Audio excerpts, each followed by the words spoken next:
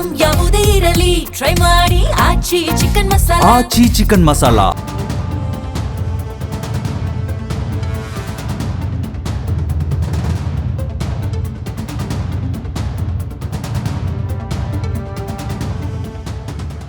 ನಮಸ್ಕಾರ, ಜಿ ಸಂವಾದಕ್ಕೆ ಸ್ವಾಗತ. ಇವತ್ತಿನ ಜಿ ಸಂವಾದದಲ್ಲಿ ಮಿತ ವ್ಯಯದ ಕುರಿತಂತೆ ನಾವು ಮಾತಾಡ್ತಾ ಇದ್ದೀವಿ. ಹೌದು, ದೇಶದ ಪ್ರಧಾನಿ ನರೇಂದ್ರ ಮೋದಿ ನಾಗರಿಕರನ್ನ ಉದ್ದೇಶಿಸಿ ಈಗಾಗಲೇ ಸ್ಪಷ್ಟ ಸಂದೇಶವನ್ನು ರವಾನೆ ಮಾಡಿದ್ದಾರೆ.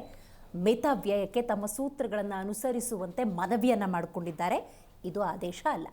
ಇಂತಹ ಸಂದರ್ಭದಲ್ಲಿ ಬಿಜೆಪಿ ನಾಯಕರು ಬಹುತೇಕ ಆ ಮಿತವ್ಯಯದ ಸೂತ್ರಗಳನ್ನು ಅನುಸರಿಸುವ ಪರಿಪಾಠಕ್ಕೆ ಮುಂದಾಗಿದ್ದಾರೆ.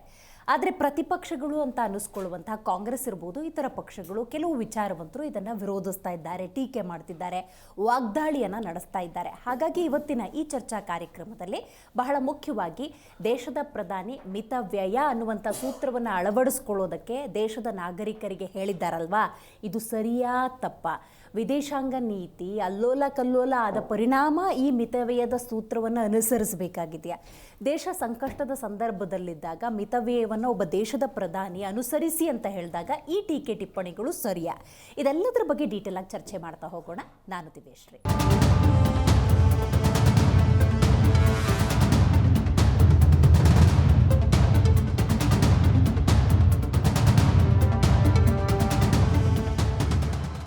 ಒಂದು ಮಾತಿದೆ, ಯಥಾ ರಾಜ ತಥಾ ಪ್ರಜಾ ಅಂತ ಹೇಳಿ.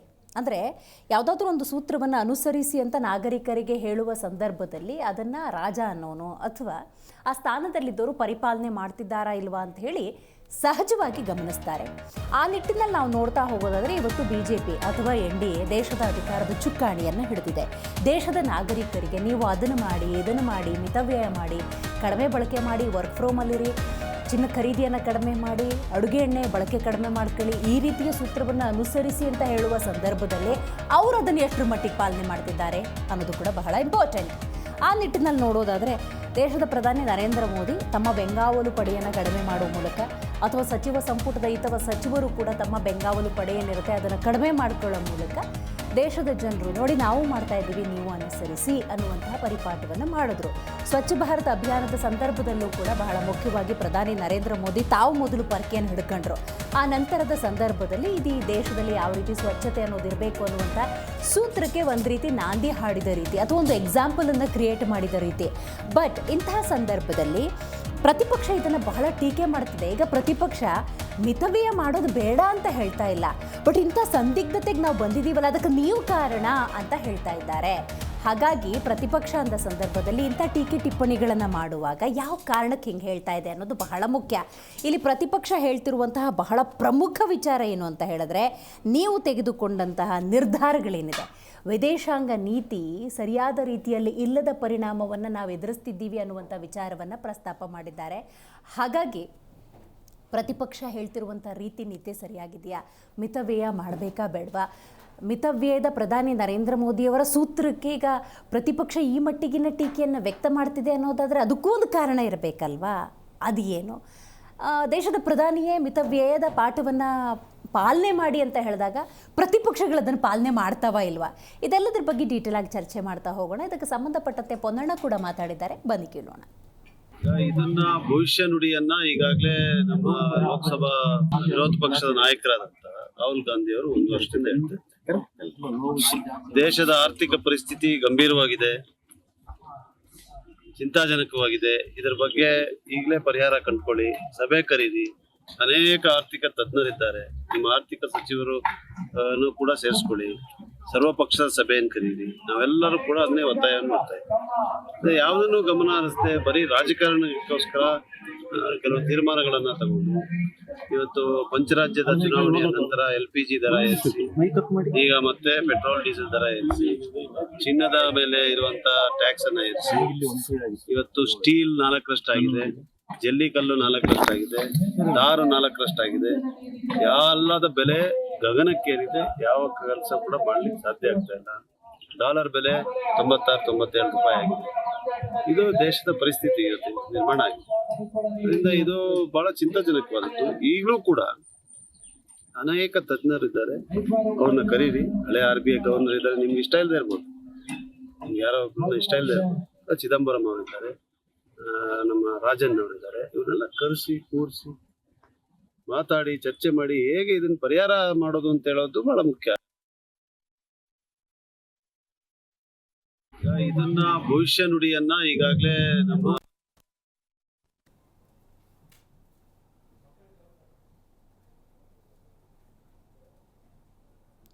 ಈ ಬಗ್ಗೆ ಮಾತಾಡಲಿಕ್ಕೆ ಮೊದಲನೇದಾಗಿ ನಮ್ಮ ಕಾರ್ಯಕ್ರಮದಲ್ಲಿ ಕಾಂಗ್ರೆಸ್ ವಕ್ತಾರರಾಗಿರುವಂತಹ ದರ್ಶನ್ ಅವರಿದ್ದಾರೆ. ನಮಸ್ಕಾರ.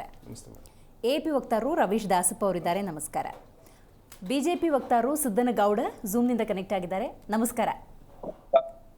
ನಮಸ್ಕಾರ. ರೈಟ್, ದರ್ಶನ್ ಅವರಿಂದನೇ ಆರಂಭ ಮಾಡೋಣ. ಮಿತವ್ಯಯ ದೇಶಕ್ಕೆ ಬೇಕಾ ಬೇಡವಾ? ಅಲ್ಲ, ನಾವು ಯಾಕೆ ಮಾಡಬೇಕು ಅನ್ನುವಂಥ ಪ್ರಶ್ನೆ. ಯಾಕೆಂದರೆ ಈಗ ನರೇಂದ್ರ ಮೋದಿ ಸಾಹೇಬರು ಅಧಿಕಾರಕ್ಕೆ ಬಂದು 12 ವರ್ಷ ಆಯ್ತಲ್ಲ ಮೇಡಮ್. 12 ವರ್ಷದಿಂದ ಈ ದೇಶದಲ್ಲಿ ಏನಾದರೂ ಒಂದು ನಮ್ಮ ರಾಜ್ಯ, ನಾವು ದೇಶ, ಈಗ ಅವರು ದೇಶ ಅಂದರೆ ಹೇಳೋರು 500 ಏರ್ಪೋರ್ಟ್ ಆಗಿವೆ, 250 ಏಮ್ಸ್ ಆಗಿದೆ, 350 IIT ಆಗಿದೆ. ನಾವೆಲ್ಲ ಪ್ರಶ್ನೆ ಕೇಳೋದು, ಕರ್ನಾಟಕದಲ್ಲಿ ಒಂದು ಪೋರ್ಟು ಮೋದಿಯವ್ರು ಬಂದ ಮೇಲೆ, ಈಗ ಶಿವಮೊಗ್ಗ ಮತ್ತು ಇನ್ನೊಂದಾಯಿತು ಅಂದರು. ಅವೆಲ್ಲ ಗುಲ್ಬರ್ಗ, ಶಿವಮೊಗ್ಗ, ಮಂಗಳೂರು, ಬೆಂಗಳೂರು, ಮೈಸೂರು ಇವೆಲ್ಲ ಕಾಂಗ್ರೆಸ್ ಕಾಲದಲ್ಲಿ ಆಗಿರೋ ಏರ್ಪೋರ್ಟ್ಸು. ಹಾಗೇನಾದರೂ ಕರ್ನಾಟಕದಲ್ಲಿ ಆಯ್ತಾ? ಅಥವಾ IIT ಧಾರವಾಡದಲ್ಲಿ ಒಂದಾಗಿದೆ. ಟೆಂಪಿ ಕೊಟ್ರು ಅಲ್ಲ, ಅಷ್ಟು ಕೊಟ್ಟರು. ಅದೇ ವಾಟ್ಸಪ್ ಯೂನಿವರ್ಸಿಟಿಲಿ ಈ ಥರ ಎಲ್ಲ ಹಂಚುತ್ತಾ ಹೋದರು. ಜನ ಬಂದು ಇಲ್ಲಿ ಹೇಳೋರು ಇಷ್ಟಾಗಿದೆ ಅಷ್ಟಾಗಿದೆ ಅಂತ. ಕರ್ನಾಟಕದಲ್ಲಿ ಏನಾಗಿದೆ ಅನ್ನುವಂಥ ಒಂದು ಪ್ರಶ್ನೆ. ಈಗ ಮಾಫಿಯಾ ಅನ್ನುವಂಥ ಪದವನ್ನು ನಾನು ಬಳಸಬೇಕಾಗ್ತದೆ ಮೇಡಮ್. ಮಾಫಿಯಾ? ಎಸ್. ಒಂದು ಕೋವಿಡ್ ಟೈಮಲ್ಲಿ ಮೆಡಿಕಲ್ ಮಾಫಿಯಾ ಆಯಿತು. ನೀವು ಕರ್ನಾಟಕನೇ ನೋಡಿ, ಎಕ್ಸಿಬಿಷನ್ ಗ್ರೌಂಡಲ್ಲಿ 10,000 ಬೆಡ್ಡಿನ ಆಸ್ಪತ್ರೆ ಅಂತೆ, ಅದೇನೋ 20,000 ಕೋಟಿ ಪ್ಯಾಕೇಜ್ ಅಂತೆ. ಒಬ್ಬ ಕಟ್ಟ ಕಡೆಯ ನಾಗರಿಕನಿಗೆ 20,000 ಕೋಟಿನಲ್ಲಿ ₹1 ಬಂತ. ಅದು ಆಮೇಲೆ ಅವನು ಯಾರು ಪೂನಾವಾಲಾ ಅನ್ನೋನು ಈ ದೇಶನೇ ಬಿಟ್ಟು ಹೋದ. ಸುಮಾರು 1,400 ಕೋಟಿ ರೂಪಾಯಿದು ಬಿಲ್ಡಿಂಗ್ ಕಟ್ಕೊಂಡಿದ್ದಾನೆ ಲಂಡನ್ನಲ್ಲಿ. ಅದೊಂದು ದೊಡ್ಡ ಮೆಡಿಕಲ್ ಮಾಫಿಯಾ. ಇನ್ನೊಂದು ನೀಟ್ ಅಂತ ತಂದಿದ್ದಾರೆ. CET ಆಗ್ತಾ ಇತ್ತಲ್ಲ ಮೇಡಮ್, ವೀರಪ್ಪ ಮೊಯ್ಲಿ ಅವರ ಕಾಲದಲ್ಲಿ ರಾಜ್ಯದಲ್ಲಿ ಅನುಷ್ಠಾನಕ್ಕೆ ತಂದು ಇವತ್ತಿಗೂ ಸಮೇತ CETನಲ್ಲಿ ಎಲ್ಲೇ ಮಾಲ್ ಪ್ರಾಕ್ಟೀಸ್ ಆಗಲಿ ಅಥವಾ ಪೇಪರ್ ಲೀಕ್ ಆಗಲಿ ನಾವು ಕಂಡಿಲ್ಲ. ಇವತ್ತು ನೀಟ್ ಅನ್ನೋದು ಬಂದು ಇದೊಂದು ಎಜುಕೇಷನಲ್ ಮಾಫಿಯಾ. ಯಾಕೆಂದ್ರೆ ಅವಾಗೆಲ್ಲ ಪ್ರೈವೇಟ್ ಕಾಲೇಜಸ್ಸಲ್ಲಿ 4 ಲಕ್ಷಕ್ಕೆ ಮೆಡಿಕಲ್ ಇಯರ್ಲಿ ಸಿಗ್ತಾ ಇತ್ತು. ಮಾಫಿಯಾ ಅನ್ನೋದಿದ್ರೆ ರೀ ಎಕ್ಸಾಮ್ ಯಾಕೆ ಬೇಕು ಹಂಗಾರೆ? ಮೇಡಮ್ ಕೇಳಿ. ಇವತ್ತು ನಾನು ಮೆಡಿಕಲ್ದೇ ಹೇಳ್ತಾ ಇದ್ದೀನಿ. ಇವತ್ತು 1 ವರ್ಷಕ್ಕೆ 25 ಲಕ್ಷ ರೂಪಾಯಿ ಫೀಸು, 1.5 ಕೋಟಿ ರೂಪಾಯಿ ಪ್ಯಾಕೇಜ್ ಆಗಿದೆ. ಇಂಥ ಸರ್ವ ಸ್ವಾತಂತ್ರ್ಯವನ್ನು ಕೊಟ್ಟಿರ್ತಕ್ಕಂಥದ್ದು ಸೆಂಟ್ರಲ್ ಗೌರ್ಮೆಂಟ್ ಆಫ್ ಇಂಡಿಯಾ. ಈಗ ನೀಟ್ ಪೇಪರ್ಗೆ ಮಾಫಿಯಾ ಅಂತ ಯಾಕೆ ಹೇಳ್ತಾ ಇದ್ದೀನಿ ಅಂದರೆ ಮೇಡಮ್, ಒಂದು ಪತ್ರಿಕೆ 22.5 ಲಕ್ಷ ಜನರ ಒಂದು ಬದುಕು ಹೈರಾಣಾಗಿದೆ. ಆಯಿತು, ರೀ ಎಕ್ಸಾಮ್ ಅಲ್ವಾ? ಇವತ್ತಿಗೆ ಒಟ್ಟು 4 ಜನ ಆತ್ಮಹತ್ಯೆ ಮಾಡ್ಕೊಂಡಿದ್ದಾರೆ ಮೇಡಮ್. ರಾಜಸ್ಥಾನದಲ್ಲಿ, ಮಧ್ಯಪ್ರದೇಶದಲ್ಲಿ, ಉತ್ತರ ಪ್ರದೇಶದಲ್ಲಿ. ಯಾಕೆ ಆ ಮಕ್ಕಳ ಸಾವಿಗೆ ಕಾರಣ ಮೋದಿ ಸರ್ಕಾರ ಅಲ್ವಾ? ಅಥವಾ ಧರ್ಮೇಂದ್ರ ಪ್ರಧಾನ್ ಅವರಲ್ವಾ? ಜವಾಬ್ದಾರಿ ಹೊರಲೇಬೇಕಲ್ವಾ? ಒಬ್ಬನ ಬದುಕಾದರೂ ಅವ್ರ ತಂದೆ ತಾಯಿಗಳು ಕನಸನ್ನು ಇಟ್ಕೊಂಡು ಮೇಡಮ್, ನೀಟ್ ಎಕ್ಸಾಮ್ ಬರೆಯಕ್ಕೆ ಬರುವಂಥ ತಂದೆ ತಾಯಿಗಳು ಟಾಯ್ಲೆಟ್ ರೂಮ್ ಇರಲ್ಲ, ನೀಟ್ ಸೆಂಟರ್ಗಳ ಮುಂದೆ ರಾತ್ರಿ ಅಲ್ಲೇ ಮಲ್ಕೊಂಡು ಮಕ್ಕಳನ್ನ ಓದಿಸೋದು ಕಳಿಸಿರ್ತಾರೆ. ಎಂಟೈರ್ ದೇಶದಲ್ಲಿ ಇವತ್ತು 22.5 ಲಕ್ಷ. ಇದೊಂದು biggest scam and biggest mafia ಅಂತ ಹೇಳೋದಕ್ಕೆ ನಾನು ಬಯಸ್ತೀನಿ. ಮತ್ತೆ ಇನ್ನೊಂದು ಆಯಿಲ್ ಮಾಫಿಯಾ. ಇದನ್ನು ಯಾಕೆ ಹೇಳ್ತಾ ಇದ್ದೀನಿ ಅಂದರೆ, ಕೋವಿಡ್ ಟೈಮಲ್ಲಿ ರಷ್ಯಾದಿಂದ ಆಫ್ ರೇಟಿಗೆ ನಮಗೆ ಆಯಿಲ್ ಬರೋದು, ಹಾರ್ಮೋಸಿಂದನೂ ನಮಗೆ ಬರೋದು. ಬ್ಯಾರಲ್ಗೆ ಮೇಡಮ್ $27 ಇತ್ತು.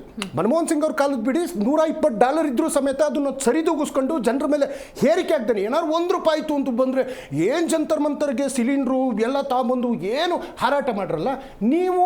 ಆ 27 ಬ್ಯಾರಲ್ಗಿದ್ದಾಗ ಡಾಲರ್ ಪ್ರೈಸು ಏನಾದರೂ ನಮ್ಮ ದೇಶದ ಜನರಿಗೆ ಕಮ್ಮಿಗೆ ಸಿಗ್ತಾ ಇದೆ ಅಂತ ಏನಾದರೂ ಅದನ್ನ ₹30ಗೋ ₹40ಗೋ ಕೊಟ್ಟಿದ್ರೆ ನಾವು ಒಪ್ಪೋದಿತ್ತು. ಇವತ್ತೇನೋ ಜಾಸ್ತಿ ಆಗಿದೆ ಅಂತೇಳಿ $97 ಬ್ಯಾರಲ್ ಇದೆ. ಏಕ್ದಮ್ ಬಂದು ₹5 ಜಾಸ್ತಿ ಮಾಡಿದರೆ ಮೇಡಮ್ ಡೀಸೆಲ್ ಪೆಟ್ರೋಲು, ಜನರ ಬದುಕೇನಾಗಬೇಕು ಮೇಡಮ್? ಜನರಲ್ಲಾಗಿ ಮಾತಾಡೋಣ. ಕಾಫಿಗೆ ₹10 ಇತ್ತು ಮೇಡಮ್, ಇವತ್ತು ಹೋಟ್ಲಲ್ಲಿ ₹20 ಆಗಿದೆ. ₹60 ದೋಸೆ ಇವತ್ತು ₹110 ಆಗಿದೆ. ಅವರು ಬರೆದು ಹಾಕಿದ್ದಾರೆ ಇವತ್ತೊಂದು ಕ್ರೈಸಿಸ್ ಇದೆ ಅಂತೇಳಿ. ಏನು ಮಾಡಬೇಕು ಜನ? ಏನು ಮಾಡಬೇಕು? ಇನ್ನು ಗೋಲ್ಡಿನ ವಿಚಾರಕ್ಕೆ ಬರಲಿ. ಈಗ ನರೇಂದ್ರ ಮೋದಿ ಅವರು ಆಯಿತು, ಒಂದು ದಿನ ಅವ್ರಿಗೆ 2 ಕಾರ್ ಬಳಸಿದ್ರಲ್ಲ, ಇಡೀ ದೇಶ ನೋಡ್ತಲ್ಲ. ಸಾಹೇಬ್ರು ಇವಾಗ ಫಾರಿನ್ಗೆ ಹೋಗಿದ್ದಾರೆ. ₹8,000 ಕೋಟಿ ವಿಮಾನದಲ್ಲಿ ಪ್ರಯಾಣ ಬೆಳೆಸಿದ್ದಾರೆ ಅವರು. 8,000 ಕೋಟಿ ರೂಪಾಯಿ ಹೋಗಿದ್ದಾರೆ. ಅಲ್ಲ, ಇವತ್ತು ನೋಡಿ, ನನಗೆ ಮೋದಿಯವರು, ನೀವು ಯಾವಾಗಲೂ ಕೇಳೋ ಪ್ರಶ್ನೆ ಅಂತಾರಾಷ್ಟ್ರೀಯ ಮಟ್ಟದ ವ್ಯವಹಾರಗಳು ನಾವೆಲ್ಲ ಚೆನ್ನಾಗಿರ್ಬೇಕಲ್ಲ, ನೀವು ಹೇಳ್ತೀರಾ ನಿಮ್ಮ ಜವಾಬ್ದಾರಿತ ಸ್ಥಾನದಲ್ಲಿ. ಆಯಿತು, ಇವತ್ತು ಇಂಟರ್ನ್ಯಾಷನಲ್ ಲೆವೆಲಲ್ಲಿ ಭಾರತದ ಪರಿಸ್ಥಿತಿ ಏನಾಗಿದೆ? ಪೆಹಲ್ಗಾಮ್ ದಾಳಿ ಆಯ್ತಲ್ಲ ಮೇಡಮ್, ಎಷ್ಟು ದೇಶಗಳು. ಈಗ ಉದಾಹರಣೆ, ಇಸ್ರೇಲ್ ಮೇಲೆ ದಾಳಿ ಆದಾಗ ಕಂಡೋಲೆನ್ಸ್ ಮಾಡುವಂಥದ್ದು ಭಾರತೀಯರಾಗಿ ನಮ್ಮ ಕರ್ತವ್ಯ. ಒಬ್ಬ ರಾಷ್ಟ್ರದ ನಾಯಕ ಸತ್ತೋಗ್ತಾನೆ. ಇವತ್ತು ನಮ್ಮ ದೇಶದ ಮೇಲೆ ದಾಳಿಗಳಾದಾಗ ಯಾವ ದೇಶಗಳು ನಮಗೆ ಬೆಂಬಲವಾಗಿ ನಿಂತು ಅನ್ನುವಂಥ ಒಂದು ವಿಚಾರ. ಇವತ್ತು ಟ್ರಂಪ್ ಅನ್ನುವಂಥ ಹುಚ್ಚನ ಹುಚ್ಚನ ಸಹವಾಸಕ್ಕೆ ಹೋಗಿ ಅದೇನೋ ಹೇಳ್ತಾರಲ್ಲ, ಅದ್ಯಾವುದೋ ಮದುವೆಲಿ ಉಂಡವನೇ ಜಾಣ ಅನ್ನೋ ರೀತಿ ಇಲ್ಲಿ ಯಾರು ಜಾಣರಾದ್ರು, ಯಾರು ದಡ್ಡರಾದ್ರು, ಯಾರು ಬದುಕಿ ಹೈರಾಣಾಯ್ತು ಅನ್ನೋಂಥದ್ದು ಗೊತ್ತಿಲ್ಲ. ಇವತ್ತು ಟ್ರಂಪ್ನ ಒಂದು ಹುಚ್ಚುತನಕ್ಕೆ ನಮ್ಮ ದೇಶದ ಆರ್ಥಿಕ ಪರಿಸ್ಥಿತಿ ಹಳ್ಳಾತ್ತೋಗಿದೆ. ಇನ್ನೊಂದು ಮೇಡಮ್, ಮಾನ್ಯ ನರೇಂದ್ರ ಮೋದಿ ಅವರು ಈ ನೀಟ್ ವಿಚಾರಕ್ಕೆ ಪತ್ರಿಕಾಗೋಷ್ಠಿ ಇಲ್ಲ, ಆಯಿಲ್ ವಿಚಾರಕ್ಕೆ ಪತ್ರಿಕಾಗೋಷ್ಠಿ ಇಲ್ಲ, ಗೋಲ್ಡ್ ವಿಚಾರಕ್ಕೆ ಪತ್ರಿಕಾಗೋಷ್ಠಿ ಇಲ್ಲ, ಬೆಲೆ ಏರಿಕೆ ವಿಚಾರಕ್ಕೆ ಪತ್ರಿಕಾಗೋಷ್ಠಿ ಇಲ್ಲ. ಇವರು ನಮ್ಮ ಜನಗಳಿಗೆ ಹೇಳೋರು, ಜನಗಳಿಗೆ ಮೊದಲು ಇವರು ಉತ್ತರದಾಯಿಯಾಗಿರ್ಬೇಕಲ್ವಾ? ರೈಟ್. ಸಿದ್ದನಗೌಡ್ರು ಅದಕ್ಕೆ ಮಾತಾಡ್ತಾರೆ. ಸಿದ್ದನಗೌಡ್ರೆ, ಬಿಜೆಪಿ ಅಥವಾ NDA ವಿದೇಶಾಂಗ ನೀತಿಯ ವೈಫಲ್ಯಕ್ಕೆ ಭಾರತದ ನಾಗರಿಕರನ್ನ ಯಾಕೆ ಬಲಿ ಕೊಡ್ತೀರಾ ಅನ್ನೋದೇ ಪ್ರಶ್ನೆ. ಪಾಪ ದರ್ಶನ್ ಅವರಿಗೆ ಗೊತ್ತಿಲ್ಲ ಬೆಲೆ ಏರಿಕೆ ಬಗ್ಗೆ ಕಾಂಗ್ರೆಸ್ಸಿಗೆ ಏನು ನೈತಿಕತೆ ಇದೆ ಅಂತಕ್ಕಂಥದ್ದು. ಒಬ್ಬ ಸತ್ತಿರ್ತಕ್ಕಂಥ ವ್ಯಕ್ತಿಯ ಮರಣ ಉತ್ತಾರವನ್ನ 5 ರೂಪಾಯಿ ಇರ್ತಕ್ಕಂಥದ್ರ 55 ರೂಪಾಯಿ ಏರಿಸಿರ್ತಕ್ಕಂಥ ಮಹಾನುಭಾವರು ಇವರು. ಸತ್ತ ಹೆಣದ ಮೇಲ್ಗಡೆ ಹಣವನ್ನ ಮಾಡ್ತಕ್ಕಂಥವ್ರು ಇವರು. ಅಲ್ಲ, ಇತಿಮಿತಿ ಒಳಗಡೆ ಇರ್ಬೇಕಂತಕ್ಕಂಥದ್ದು. ಪಾಪ ಅವ್ರು ನಮ್ಮ ದೇಶದ ಮರ್ಯಾದೆಯನ್ನ ಕಾಪಾಡ್ಕೊಳ್ಬೇಕಾಗತ್ತೆ. 555 ಸಿಗರೇಟ್ ಅನ್ನ ನಮ್ಮ ದೇಶದಲ್ಲಿ ಯಾರು ಸೇರ್ತಾ ಇದ್ರು, ಆ 555 ಸಿಗರೇಟ್ ಅನ್ನ ತೆಗೆದುಕೊಂಡು ಬರ್ಲಿಕ್ಕೆ 2 ವಿಮಾನಗಳನ್ನ ಎಲ್ಲಿ ಹಾರಾಟ ನಡೆಸ್ತಾ ಇದ್ರು ಅನ್ನೋದನ್ನ ದರ್ಶನ್ ಅವರು ಒಂದ್ ಸ್ವಲ್ಪ ಹಳೆ ಇತಿಹಾಸವನ್ನ ಕೆಣಕಬೇಕು, ಅಂದ್ರೆ ತಿಳ್ಕೊಳ್ಬೇಕು. ಅದ್ರ ಜೊತೆಗೆ ಇವತ್ತು ಮೋದಿ ಅವರು ಯಾವ ದೇಶಕ್ಕೆ ಹೋಗಿದ್ದಾರೆ, ಯಾವ ವ್ಯವಸ್ಥಿತಿಗಾಗಿ ಹೋಗಿದ್ದಾರೆ, ಯಾವ್ದೋ ಒಬ್ಬ ರಾಷ್ಟ್ರ ರಾಜಕಾರಣದೊಳಗಡೆ ಇರ್ತಕ್ಕಂಥ ಮೊಮ್ಮಕ್ಕಳ ಬರ್ತಡೇನ ಮಾಡ್ಲಿಕ್ಕೆ ವಿಮಾನವನ್ನ ಹಾರಾಟ ಮಾಡ್ತಾ ಇಲ್ಲ. ಯಾರ ಮೊಮ್ಮಕ್ಕಳ ಬರ್ತಡೇಗಳು ವಿಮಾನದಲ್ಲಿ ಹಾರಾಟ ಮಾಡುವಾಗ ಬರ್ತಡೇ ಮಾಡಿದ್ರು ಅನ್ನೋದನ್ನ ನೀವು ಇಷ್ಟೋ ತನಕ ಈಗ 3 ವಿಚಾರ ಪ್ರಸ್ತಾಪ ಮಾಡಿದ್ರೆ ಅದು 3 ವಿದೇಶಾಂಗ ನೀತಿನ? ನೋ, ಟೀಕೆ ಟಿಪ್ಪಣಿಗಳು ನಾವು ಮಾಡ್ತೀವಿ, ನೀವು ಮಾಡ್ತೀರಿ. ವಿಷಯಕ್ಕೆ ಬರೋಣ. ದೇಶದ ಅಧಿಕಾರದ ಚುಕ್ಕಾಣಿಯನ್ನ ಹಿಡಿದಿರುವಂತಹ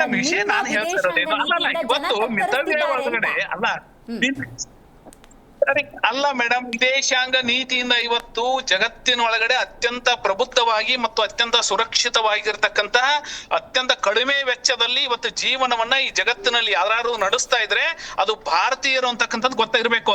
ಅಮೆರಿಕಾದಂತಹ ದೇಶಗಳೇ ಇವತ್ತು ತಮಗೆ ದೇಶಕ್ಕೆ ಬೇಕಾಗಿರ್ತಕ್ಕಂಥ 33% ಡಿಸೈಲ್ ಗಳನ್ನ ಉತ್ಪಾದನೆ ಮಾಡ್ಕೊಳ್ತಕ್ಕಂಥ ದೇಶಗಳೇ ಇವತ್ತು 20% ದರವನ್ನ ಹೆಚ್ಚಿಗೆ ಮಾಡಿರ್ತಕ್ಕಂಥದ್ದು. 74 ರೂಪಾಯಿ ಇರತಕ್ಕಂಥ ಇವತ್ತು ಡಿಸೈಲ್ ಬ್ಯಾರೆಲ್ ಸಿಗ್ತಕ್ಕಂಥ ಕಚ್ಚಾ ತೈಲು 98 ರೂಪಾಯಿ ಆದ್ರೆ $98 ಹೋದ್ರು ಕೂಡ ನಮ್ಮಲ್ಲಿ ಕೇವಲ ದರ ಏರಿರ್ತಕ್ಕಂಥ 3 ರೂಪಾಯಿಗಳು ಮಾತ್ರ. ಹೀಗಾಗಿ 2014ರಲ್ಲಿ ನಮ್ಮ ಭೂಮಿಯ ದರಗಳು ಎಷ್ಟಿದ್ವು, ಇವತ್ತು ನಮ್ಮ ಭೂಮಿಯ ದರ ಎಷ್ಟಾಗಿದೆ. ಇವತ್ತು ಪದೇ ಪದೇ ಹೇಳ್ತಕ್ಕಂಥದ್ದು ಚಿನ್ನ ಚಿನ್ನ ಚಿನ್ನ ಚಿನ್ನ ಅಂತ ಹೇಳಿ ಚಿನ್ನವನ್ನ ಯಾವ ರೀತಿಯಾಗಿ ಹೇಳ್ಬೇಕು. ಇಂದಿರಾ ಗಾಂಧಿ ಅವ್ರದ್ದು ಒಂದು ಪ್ರಸ್ತಾಪವನ್ನು ನಾವು ನೆನಪಿಸ್ಕೊಳ್ಬೇಕಾಗತ್ತೆ. ಯಾವಾಗಲೂ ಇಂದಿರಾ ಗಾಂಧಿ ಅವರು ಹೇಳಿರ್ತಕ್ಕಂಥ ಒಂದು ಮಾತನ್ನ, ಯಾವಾಗ ಸಿಯಾಚಿನ್ ಒಳಗಡೆ ಇರ್ತಕ್ಕಂಥ ಯಾವ ಸೈನಿಕರಿಗೆ ಕ್ಯಾನ್ವಾಸ್ ಬೂಟ್ಗಳು ಹಾಕೊಂಡು ಯುದ್ಧ ಮಾಡುವಂತ ಪರಿಸ್ಥಿತಿ ಒಳಗಡೆ ಚೀನಾ ಬಾರ್ಡರ್ ಒಳಗಡೆ ಇರ್ತಕ್ಕಂಥ ಸೈನಿಕ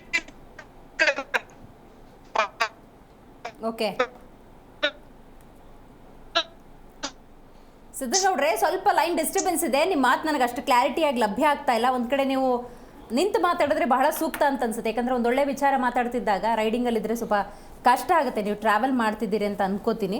ರವೀಶ್ ಅವರೇ, ನೀವು ಹೇಳಿ, ಮಿತವ್ಯಯದಲ್ಲಿ ಭಾರತದ ನಾಗರಿಕರು ಇರಬೇಕಾ ಬೇಡವಾ? ಮಿತವ್ಯಯ ಮಾಡಬೇಕಾ ಬೇಡವಾ? ಮಿತವ್ಯಯ ಮಾಡಬೇಕು, ಖಂಡಿತ ಮಾಡಬೇಕು. ಅದನ್ನು ನಾನು ಒಪ್ಕೋತೀನಿ. ಸಾರ್ವಕಾಲಿಕವಾಗಿ ಇದು ಸತ್ಯ. ಆದರೆ ಊರೆಲ್ಲ ಹಾಳಾದ್ಮೇಲೆ ಊರು ಬಾಗಿಲಾಕರು ಅನ್ನೋ ಥರ ಆಗಿದೆ ಇವ್ರ ಹೇಳಿಕೆ.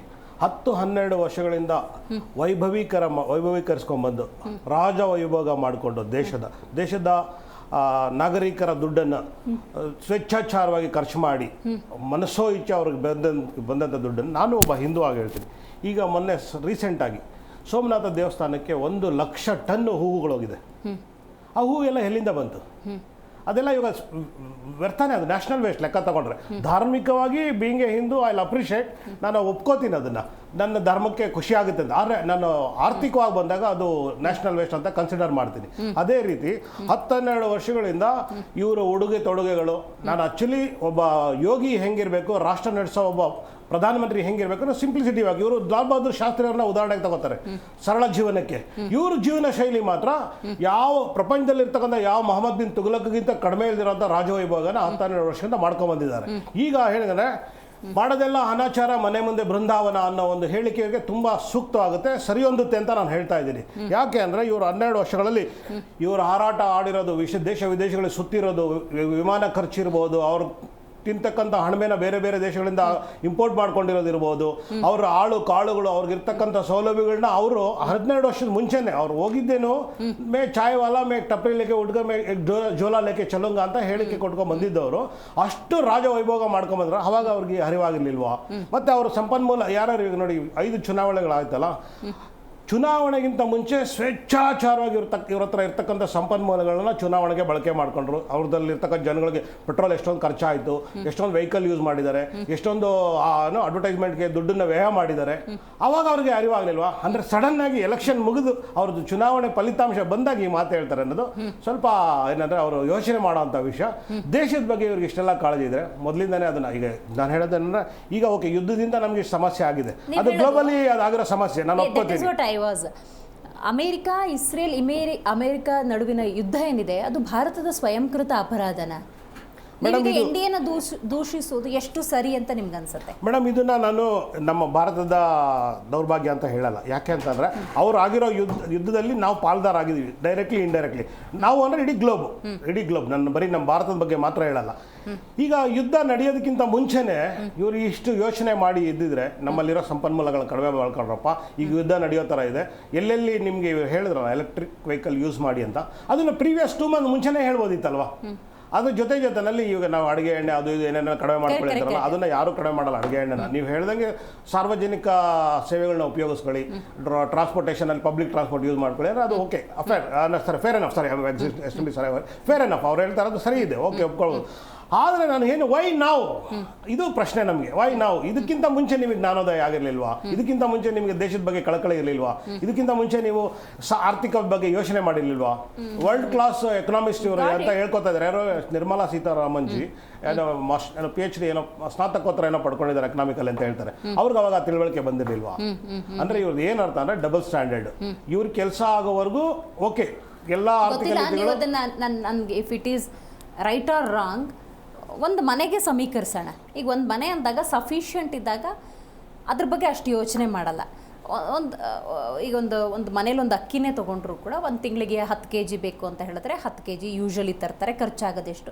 ಯಾವುದಕ್ಕೂ ಇರಲಪ್ಪ, ನೆಂಟರು ಇಷ್ಟರು ಬರ್ತಾರೆ ಅನ್ನೋದಾದರೆ ಒಂದು 12 kg ತಂದಿಡೋದ್ರಲ್ಲಿ ಒಂದು ಮೀನಿಂಗ್ ಇದೆ. ಅದನ್ನೂ ಮಾಡಿಲ್ವಾ ಹಂಗಾರೆ ದೇಶದಲ್ಲಿ? ಅಂದರೆ ನಾನು ಆ ಕಾಂಟೆಕ್ಸ್ಟಲ್ಲಿ ಕೇಳ್ತಾರೆ. ಮೇಡಮ್, ಆ ಕಾಂಟೆಕ್ಸ್ಟಲ್ಲಿ ಹೇಳಿದ್ರೆ ನೀವು ಈಗ ನಮ್ಮ ದೇಶ ಬಂದ್ಬಿಟ್ಟು ಆಲ್ಮೋಸ್ಟ್ ನೀವು ಹೇಳೋ ಕಾಂಟೆಕ್ಸ್ಟ್ ಅಂದರೆ 100 kg ತಂದಿಟ್ಟಿರಬೇಕು ಅಂತ ಮನೆಗೆ ಅಕ್ಕಿನ ಖಂಡಿತವಾಗ್ಲೂ ಇಡಬೇಕು. ಯಾಕೆ ನಮ್ಮ ದೇಶದ ಸಂಸ್ಕೃತಿನೇ ಹಂಗೆ. ನಾವು ಯಾವಾಗಲೂ ಎಲ್ಲ ವಸ್ತುಗಳನ್ನ ಶೇಖರಣೆ ಮಾಡಿಟ್ಕೊಳ್ಳೋದೇ ನಮ್ಮ ಅಭ್ಯಾಸ ಆಗಿದೆ. ಒಂದು 60% ಜನಸಂಖ್ಯೆ ನಮ್ದು ಆಲ್ಮೋಸ್ಟ್ ಹಿಂದುಳಿದಿರ್ತಕ್ಕಂಥ ಜನಸಂಖ್ಯೆ. ಆ ಒಂದು ಆಧಾರದ ಮೇಲೆ ಫುಡ್ ಆಕ್ಟ್ ತಗೊಬಂದಿದ್ದು ಮನಮೋಹನ್ ಸಿಂಗ್ ಅವರು. I am not particular about the ಒಂದು ಎಕ್ಸಾಂಪಲ್ ನಾನು ಹೇಳ್ತಾ ಇರೋದು. ಎಕ್ಸಾಂಪಲ್ ಎಲ್ಲದನ್ನೂ ಅಷ್ಟೇ ಶೇಖರಣೆ ಮಾಡ್ಕೋಬೇಕಿದೆ. ಉದಾಹರಣೆ ಇನ್ನೊಂದು ಹೇಳ್ತೀನಿ. ಇಡೀ ಏಷ್ಯಾದಲ್ಲೇ ಹೈಯೆಸ್ಟ್ ರಿಫೈನರಿ ಇರೋದು ನಾವೇ ಜಾಸ್ತಿ ಯೂಸ್ ಮಾಡಿ. ನಾವು ಪೆಟ್ರೋಲಿಯಂನ ಪಕ್ಕ ರಾಷ್ಟ್ರಗಳಿಗೆ ಕಡಿಮೆ ರೇಟಿಗೆ ಕೊಡ್ತಾ ಇದ್ದೀವಿ. ಭೂತಾನ್, ಬಾಂಗ್ಲಾ, ಬರ್ಮಾದೇಶಲ್ಲೆಲ್ಲ ನಮಗಿಂತ ಕಡಿಮೆ ಸಿಗ್ತಾ ಇದೆ, ನಮಗೆ ಮಾತ್ರ ಜಾಸ್ತಿ ಸಿಗ್ತಾ. ಇದು ತಾರತಮ್ಯ ಅಲ್ವಾ?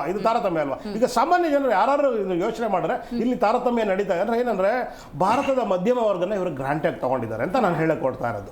ಇವರು ಹೆಂಗ್ ಬೇಕು ಎರಡೂ ಪಕ್ಷಗಳು, ನಾನು ಕಾಂಗ್ರೆಸ್ ಮತ್ತೆ ಬಿಜೆಪಿ ಅಂತ ಹೇಳ್ತಾ ಇಲ್ಲ, ಎರಡೂ ಪಕ್ಷಗಳು ಅವ್ರವ್ರ ಅನುಕೂಲಕ್ಕೆ ತಕ್ಕಂಗೆ ದೇಶದ ಜನನ ದುರ್ಬಳಕೆ ಮಾಡ್ಕೊಂಡಿದ್ದಾರೆ. ಅವ್ರ ಕೆಲಸ ಆದ್ಮೇಲೆ ಇವ್ರ ಅಧಿಕಾರ ಇದಾಯ್ತಲ್ಲ, ಈಗ ಇವ್ರನ್ನ ದೂಷಿಸ್ತಾರೆ, ಇವ್ರ ಅಧಿಕಾರದ ಮೇಲೆ ಇವ್ರು ದೂಷಿಸ್ತಾರೆ. ರೈಟ್. ಇದೀಗ ನಮ್ಮ ಕಾರ್ಯಕ್ರಮದಲ್ಲಿ JDS ವಕ್ತಾರಾಗಿರುವಂಥ ತಿಮ್ಮೇಗೌಡರು ಕೂಡ ಜಾಯ್ನ್ ಆಗಿದ್ದಾರೆ. ನಮಸ್ಕಾರ ತಿಮ್ಮೇಗೌಡ್ರೆ. ವಿದೇಶಾಂಗ ನೀತಿಯ ವೈಫಲ್ಯದ ಪರಿಣಾಮ ದೇಶದ ನಾಗರಿಕರು ಮಿತವ್ಯಯದ ಮಂತ್ರವನ್ನು ಪಠಿಸಬೇಕಾಗಿದೆ, ಅದನ್ನ ಪರಿಪಾಲನೆ ಮಾಡಬೇಕಾಗಿದೆ. ಏನು ಹೇಳ್ತೀರಿ? ವಿದೇಶಾಂಗ ನೀತಿ ಬಲವಾಗಿದೆಯಾ? ಮೇಡಮ್, ಒಂದು ಹೇಳ್ಬೇಕಂದ್ರೆ ಇವತ್ತು ನಮ್ಮ ಭಾರತ ದೇಶ ಜಗತ್ತಿನಲ್ಲಿ ಮುಂದುವರಿತಾ ಇದೆ. ಜಗತ್ತು ನಮ್ಮ ದೇಶದ ಕಡೆ ನೋಡ್ತಾ ಇದೆ. ಈ ಸಂದರ್ಭದಲ್ಲಿ ಈ ಯುದ್ಧ ಏನು ನಡೀತಾ ಇದೆ, ಇದು ಸ್ವಲ್ಪ ಮಟ್ಟಿಗೆ ನಮ್ಮ ಭಾರತಕ್ಕೂ ಕೂಡ ಎಲ್ಲೋ ಒಂದು ರೀತಿಯಲ್ಲಿ ನಮಗೂ ಕೂಡ ನಮ್ಮ ಭಾರತಕ್ಕೂ ಕೂಡ ಸ್ವಲ್ಪ ತೊಂದರೆ, ಅಂದರೆ ಪರಿಸ್ಥಿತಿಯನ್ನು ನಿಭಾಯಿಸೋದಕ್ಕೆ ನಮ್ಮ ಭಾರತ ಕೂಡ ಸಜ್ಜಾಗಿರಬೇಕು ಅಂತಕ್ಕಂಥ ಒಂದು ಸಂದೇಶ ಇದೆ. ಇಲ್ಲಿ ಇವತ್ತು ನಮ್ಮ ಗೌರವಾನ್ವಿತ ಮಂತ್ರಿಗಳು ಏನು ಹೇಳಿದ್ದಾರೆ, ಇದು ಹೇಳಿರ್ತಕ್ಕಂಥದ್ದು ನಾವು ಇವಾಗಲೇ ಸ್ವಲ್ಪ ಇದೆಲ್ಲ ಪ್ರಿಕಾಷನ್ ತೊಗೊಂಡ್ರೆ ನಮ್ಮ ಭಾರತ ಇನ್ನಷ್ಟು ಬಲವಾಗಿ ಗಟ್ಟಿಯಾಗಿರುತ್ತೆ ಅಂತಕ್ಕಂಥ ಒಂದು ಮನಸ್ಥಿತಿಯಲ್ಲಿ ಹೇಳಿದ್ದಾರೆ.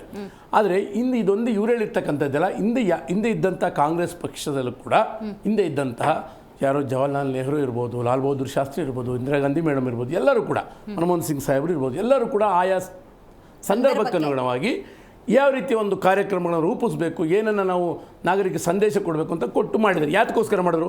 ನಮ್ಮ ದೇಶ ಗಟ್ಟಿಯಾಗಿರಬೇಕು, ಬಲವಾಗಿರಬೇಕು, ನಮ್ಮ ನಾಗರಿಕರು ತೊಂದರೆಗಳ ಒಳಗಾಗಬಾರ್ದು, ಅದಕ್ಕೆ ಮುಂಚೆಯಾಗಿರುತ್ತಾ ಪ್ರಿಕಾಷನ್ ಏನೇನು ಬೇಕೋ ತೊಗೊಳೋದಕ್ಕೆ ಅನುಕೂಲ ಆಗುತ್ತೆ ಅಂತಕ್ಕಂಥ ಒಂದು ದೃಷ್ಟಿಯಲ್ಲಿ ಹೇಳಿದ್ದಾರೆ. ಈಗ ನೋಡಿ, ನಮ್ಮ ಪ್ರಧಾನಮಂತ್ರಿಗಳು ಹೇಳಿದ ಮೇಲೆ ಎಷ್ಟು ಸಂಸ್ಥೆಗಳು ವರ್ಕ್ ಫ್ರಮ್ ಹೋಮ್ ಸ್ಟಾರ್ಟ್ ಮಾಡಿದ್ದಾವೆ, ಮತ್ತು ಕೆಲವೊಂದೆಲ್ಲ ಬದಲಾವಣೆ ಆಗಿದೆ. ಇದು ಒಂದು ರೀತಿ ದೇಶಕ್ಕೂ ಕೂಡ ಅದು ಒಂದು ರೀತಿ ಸಪೋರ್ಟಿವ್ ಆಗಿ ನಿಲ್ಲುತ್ತೆ. ಜೊತೆಗೆ ನೋಡಿ ಮೇಡಮ್, ಏನಂದರೆ ಈ ಒಂದು ಯುದ್ಧ ಈಗ ಕೆಲವರು ಏನಾದ್ರು ಒಂದೇ ವಾರದಲ್ಲಿ ನಿಂತೋಗ್ಬೋದು, 1 ತಿಂಗಳಲ್ಲಿ ನಿಂತೋಗ್ಬೋದು, 2 ತಿಂಗಳಲ್ಲಿ ನಿಂತ ಮನಸ್ಥಿತಿಲಿರುತ್ತೆ. ಯಾರು ಈಗ ಕಂಟಿನ್ಯೂ ಆಗುತ್ತೆ ಅಂತಕ್ಕಂಥದ್ದಾಗಲಿ, ಮತ್ತು ಇನ್ನೊಂದೇನು ಅಲ್ಲಿ ಯುದ್ಧ ಆಗ್ತಕ್ಕಂಥದ್ದಕ್ಕೆ ನಮ್ಮವ್ರೇನು ಮಾಡ್ಲಿಕ್ಕೆ ಆಗೋದಿಲ್ಲಲ್ವಾ? ಈಗ ಏನೇನು ಆಗ್ತಾ ಇದೆ ಯುದ್ಧದಲ್ಲಿ ನಮ್ಮವರೆಲ್ಲ ಮಿಲಿಟರಿ ಹೋಗಿಲ್ಲ, ನಮ್ಮ ದೇಶ ಯುದ್ಧಕ್ಕಿಲ್ಲ. ಆದರೆ ಪರಿಸ್ಥಿತಿ ಇಡೀ ಗ್ಲೋಬ್ ಜಗತ್ತಿಗೆ ಪ್ರಾಬ್ಲಮ್ ಆಗಿದೆ. ನೀವು ಹೇಳಿದ್ರಲ್ಲ, ಇದೇ ಪಾಯಿಂಟಿಗೆ ಭಾರತದ ಕಡೆ ತಿರುಗಿ ನೋಡಿದ್ದು. ಖಮೇನಿ ಹತ್ಯೆ ಆದಾಗ ರಿಯಾಕ್ಟ್ ಮಾಡಲಿಲ್ಲ, ಉಕ್ರೇನ್ ರಷ್ಯಾ ಯುದ್ಧ ಆಗ್ತಿದ್ದಾಗ ರಿಯಾಕ್ಟ್ ಮಾಡಲಿಲ್ಲ, ಅಮೇರಿಕಾ ಇಸ್ರೇಲ್ ಇರಾನ್ ಯುದ್ಧ ಆಗ್ತಿದ್ದಾಗ ರಿಯಾಕ್ಟ್ ಮಾಡಲಿಲ್ಲ. ನಿಮ್ಮ ಸ್ಟ್ಯಾಂಡ್ ಏನು ಅಂತ ಹೇಳಿಲ್ಲ. ಅದಕ್ಕೆ ಎಲ್ಲ ರಾಷ್ಟ್ರಗಳು ಭಾರತದ ಕಡೆ ತಿರುಗಿ ನೋಡಿದ್ದು. ತಿಮ್ಮೇಗೌಡ್ರೆ ನೋಡಿ, ರಿಯಾಕ್ಟ್ ಮಾಡಬೇಕು, ರಿಯಾಕ್ಟ್ ಮಾಡೋ ಟೈಮಲ್ಲಾದ್ರು ಅಂತ. ನೀವು ಬಲವಾಗ್ತಿದೆ ಭಾರತ ಅಂತ ಹೇಳಿದ್ರಿ. ಭಾರತದ ನಾಗರಿಕರಿಗೆ ಅಯ್ಯೋ ಕುಸ್ತು ಹೋಗ್ತಿದೆ ಭಾರತ, ಒಂದು ಸ್ಟ್ಯಾಂಡನ್ನು ತಗೊಳ್ಳದೆ ಅನ್ನೋ ಆತಂಕ ಇದೆ. ಇಲ್ಲ ನೋಡಿ, ಕೆಲವೊಂದು ಸಂದರ್ಭಗಳನ್ನು ನೀವು ನೆನೆಸ್ಕೋಬೋದು. ಏನಕ್ಕೆ ಅವರು ಉಕ್ರೇನ್ ಅಧ್ಯಕ್ಷರು ನಮ್ಮ ಭಾರತದ ಪ್ರಧಾನಿಗಳನ್ನ ಒಂದು ಸಾರಿ ಫೋನ್ ಮಾಡಿಕೊಡಿ ಹೇಳ್ತಾರೆ, ಇಲ್ಲ ನಿಮ್ಗೆ ಆ ಶಕ್ತಿ ಇದೆ ಅಂತೇಳಿ. ಆದರೆ ಏನಾಗುತ್ತೆ ಅಂತಂದಾಗ ನಮ್ಮ ದೇಶ ಈ ಟೈಮಲ್ಲಿ ಅಂದರೆ ಯಾವುದೇ ಪರ್ವ ನಿಂತರೆ ಸಮಸ್ಯೆ ಆಗ್ಬೋದು, ಯಾವುದೇ ಪರ್ವ ನಿಂತರೆ. ಅದ್ರ ಬದಲಾಗಿ ನಮ್ಮ ದೇಶದ ಫಸ್ಟು ಜಾಗೃತಗೊಳಿಸ್ಕೊಳ್ಳೋಣ. ನಾವು ಏನು ಕಾರ್ಯಕ್ರಮ ಬೇಕೋ ನಮ್ಮ ದೇಶದ ನಾಗರಿಕರಿಗೆ ನಾವು ಗಟ್ಟಿಯಾಗೋದಕ್ಕೆ ಅದಕ್ಕೆ ಏನು ಬೇಕೋ ಮಾಡ್ಕೊಳ್ತಕ್ಕಂಥ ರೀತಿಯಲ್ಲಿ ನಾವು ಹೋಗೋಣ ಅಂತಕ್ಕಂಥ ರಾಷ್ಟ್ರಗಳ ಪರವಾಗಲ್ಲ, ದೇಶದ ನಾಗರಿಕರ ಪರವಾಗಿ ಫಸ್ಟ್ ನಾವು ಮಾಡಬೇಕಾಗಿದೆ. ಹಾಗಾಗಿ ನಮ್ಮ ನೋಡಿ, ಈಗ ಯುದ್ಧ ಸ್ಟಾರ್ಟ್ ಆಗೋದಕ್ಕಿಂತ ಮುಂಚೆ 60-75 ದಿನಗಳ ಬಳಕೆ ಆಗುವಷ್ಟು ಆಯಿಲ್ ಇರ್ಬೋದು, ಪ್ರತಿಯೊಂದು ಇತ್ತು.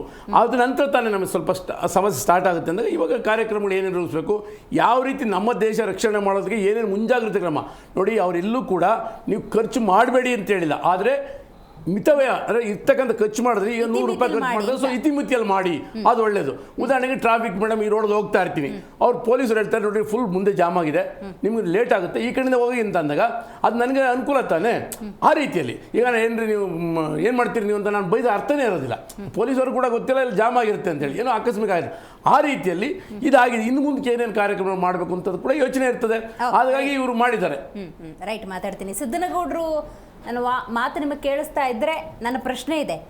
ವಿಜೇಂದ್ರ ಅವರು ಇವತ್ತು ಮೆಟ್ರೋದಲ್ಲಿ ಸಂಚಾರ ಮಾಡ್ತಾ ಇದ್ರು. ಹಲವು BJP ನಾಯಕರು ಈ ರೀತಿ ಮಿತವ್ಯಯದ ಹಲವಾರು ಪಾಠಗಳನ್ನು ಪರಿಪಾಲನೆ ಮಾಡ್ತಾ ಇದ್ದಾರೆ. ಕೆಲವೊಮ್ಮೆ ಟೀಕೆ ಟಿಪ್ಪಣಿಗಳು ಬಂತು, I don't want to tell directly. ಅಂದರೆ ಆ ಶಬ್ದಗಳು ಹೆಂಗಿತ್ತು ಅಂದರೆ, ಈ ಡ್ರಾಮಾ ಎಷ್ಟು ದಿವಸ ಅಂತ ಏನು ಹೇಳ್ತೀರಿ? ಅದು ನೋಡೋರಿಗೆ ಡ್ರಾಮಾ ಅಂತ ಅನ್ಸಿದ್ರೆ ಏನ್ ಮಾಡಕ್ ಆಗಲ್ಲ ರೀ ಮೇಡಮ್. ಆದ್ರೆ ದೇಶದ ಹಿತಾಸಕ್ತಿಗಳು ಬಂದಾಗ ಪ್ರಧಾನಮಂತ್ರಿಗಳು ಯಾವ ನಿಟ್ಟಿನೊಳಗಡೆ ಹೇಳಿದ್ದಾರೆ ಅಂತಕ್ಕಂಥದನ್ನ ಎಲ್ರು ಕೂಡ, ಈ ದೇಶದ ವಿರೋಧ ಪಕ್ಷಗಳಿರ್ಬೋದು, ಪ್ರತಿಯೊಂದು ಪಕ್ಷಗಳು ಇರ್ಬೋದು, ಇವತ್ತು ಅಸ್ತಿತ್ವವನ್ನು ಕಳ್ಕೊಳ್ತಕ್ಕಂಥ ಪಕ್ಷಗಳು ಸಹಿತ ಅದನ್ನ ಯೋಚನೆ ಮಾಡ್ಬೇಕು, ಯಾಕೆ ಹೇಳಿದ್ದಾರೆ ಅಂತಕ್ಕಂಥದ್ದು. ಇವತ್ತು ಅವರು ಕೈ ಒಳಗಡೆ ಕಾನೂನುಗಳನ್ನ ಮಾಡ್ಲಿಕ್ಕೆ ಅವಕಾಶಗಳು ಎಲ್ಲವುಗಳು ಕೂಡ ಈ ದೇಶದ ಜನತೆ ಕೊಟ್ಟಿರ್ತಕ್ಕಂಥದ್ದು. ಅವರು ಕಾನೂನನ್ನ ಮಾಡಿಲ್ಲ, ಮನವಿಯನ್ನ ಮಾಡಿದ್ದಾರೆ ಈ ದೇಶದ ಜನತೆಗೆ. ಹಿಂದಿನ ಪ್ರಧಾನಮಂತ್ರಿಗಳು ಲಾಲ್ ಬಹದ್ದೂರ್ ಶಾಸ್ತ್ರಿ ಅವರು ಯಾವ ರೀತಿಯಾಗಿ ಮನವಿ ಮಾಡಿದ್ರು, ನಮ್ಮ ಚಿದಂಬರಂ ಅವರು ಹಣಕಾಸು ಸಚಿವರಿದ್ದಾಗ ಕರೆಂಟ್ ಅಕೌಂಟ್ಗಳ ಕೊರತೆ ಉಂಟಾಗ್ತಾ ಇದೆ, 5-6 ತಿಂಗಳಾದ್ರೂ ಕೂಡ ಚಿನ್ನವನ್ನ ಖರೀದಿ ಮಾಡೋದನ್ನ ಮುಂದೂಡ್ರಿ ಅಂತ ಹೇಳಿರ್ತಕ್ಕಂಥದ್ದು ಅವ್ರ ವೈಯಕ್ತಿಕವಾಗಿರ್ತಕ್ಕಂಥ ಸ್ವಾರ್ಥಕ್ಕಾಗಿ ಅಲ್ಲ.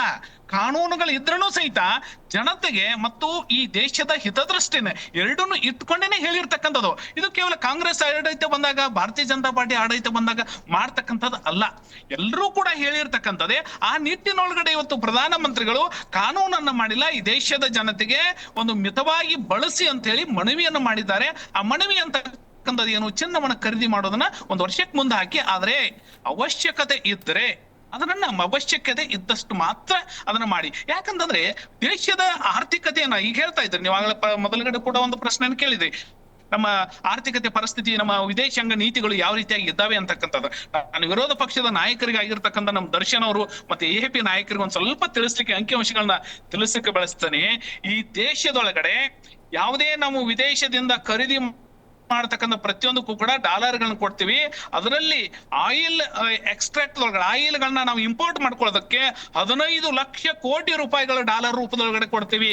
ಚಿನ್ನವನ್ನ ನಾವು ಅವಶ್ಯವಾಗಿ ಇವತ್ತು ಡೀಸೆಲ್ ಪೆಟ್ರೋಲ್ ನ ಖರೀದಿ ಮಾಡ್ಲೇಬೇಕಾಗತ್ತೆ. ಅದಕ್ಕೆ 15 ಲಕ್ಷ ಡಾಲರ್ಗಳನ್ನ ನಾವು ವ್ಯವಹರಿಸಲೇಬೇಕಾಗತ್ತೆ. ಆದ್ರೆ ಅದೇ ಚಿನ್ನಕ್ಕಾಗಿ ನಾವು 7 ರಿಂದ 8 ಲಕ್ಷ ಕೋಟಿ ರೂಪಾಯಿ ಪ್ರತಿ ವರ್ಷ, ಅಂದ್ರೆ ಹೋದ ವರ್ಷದ 2025 ಏಪ್ರಿಲ್ 1 ಹಿಡಿದು ಮಾರ್ಚ್ 31ರವರೆಗೆ 751 ಟನ್ ಚಿನ್ನವನ್ನ ಭಾರತ ಆಮದು ಮಾಡ್ಕೊಂಡಿದೆ. ಒಂದು ಕಡೆ ನಮ್ ಸಂಪತ್ತು ಹೆಚ್ಚಾಗ್ತಾ ಇದೆ ಅಂತಕ್ಕಂಥದ್ದು ಒಂದು ಕಡೆ ಇದೆ.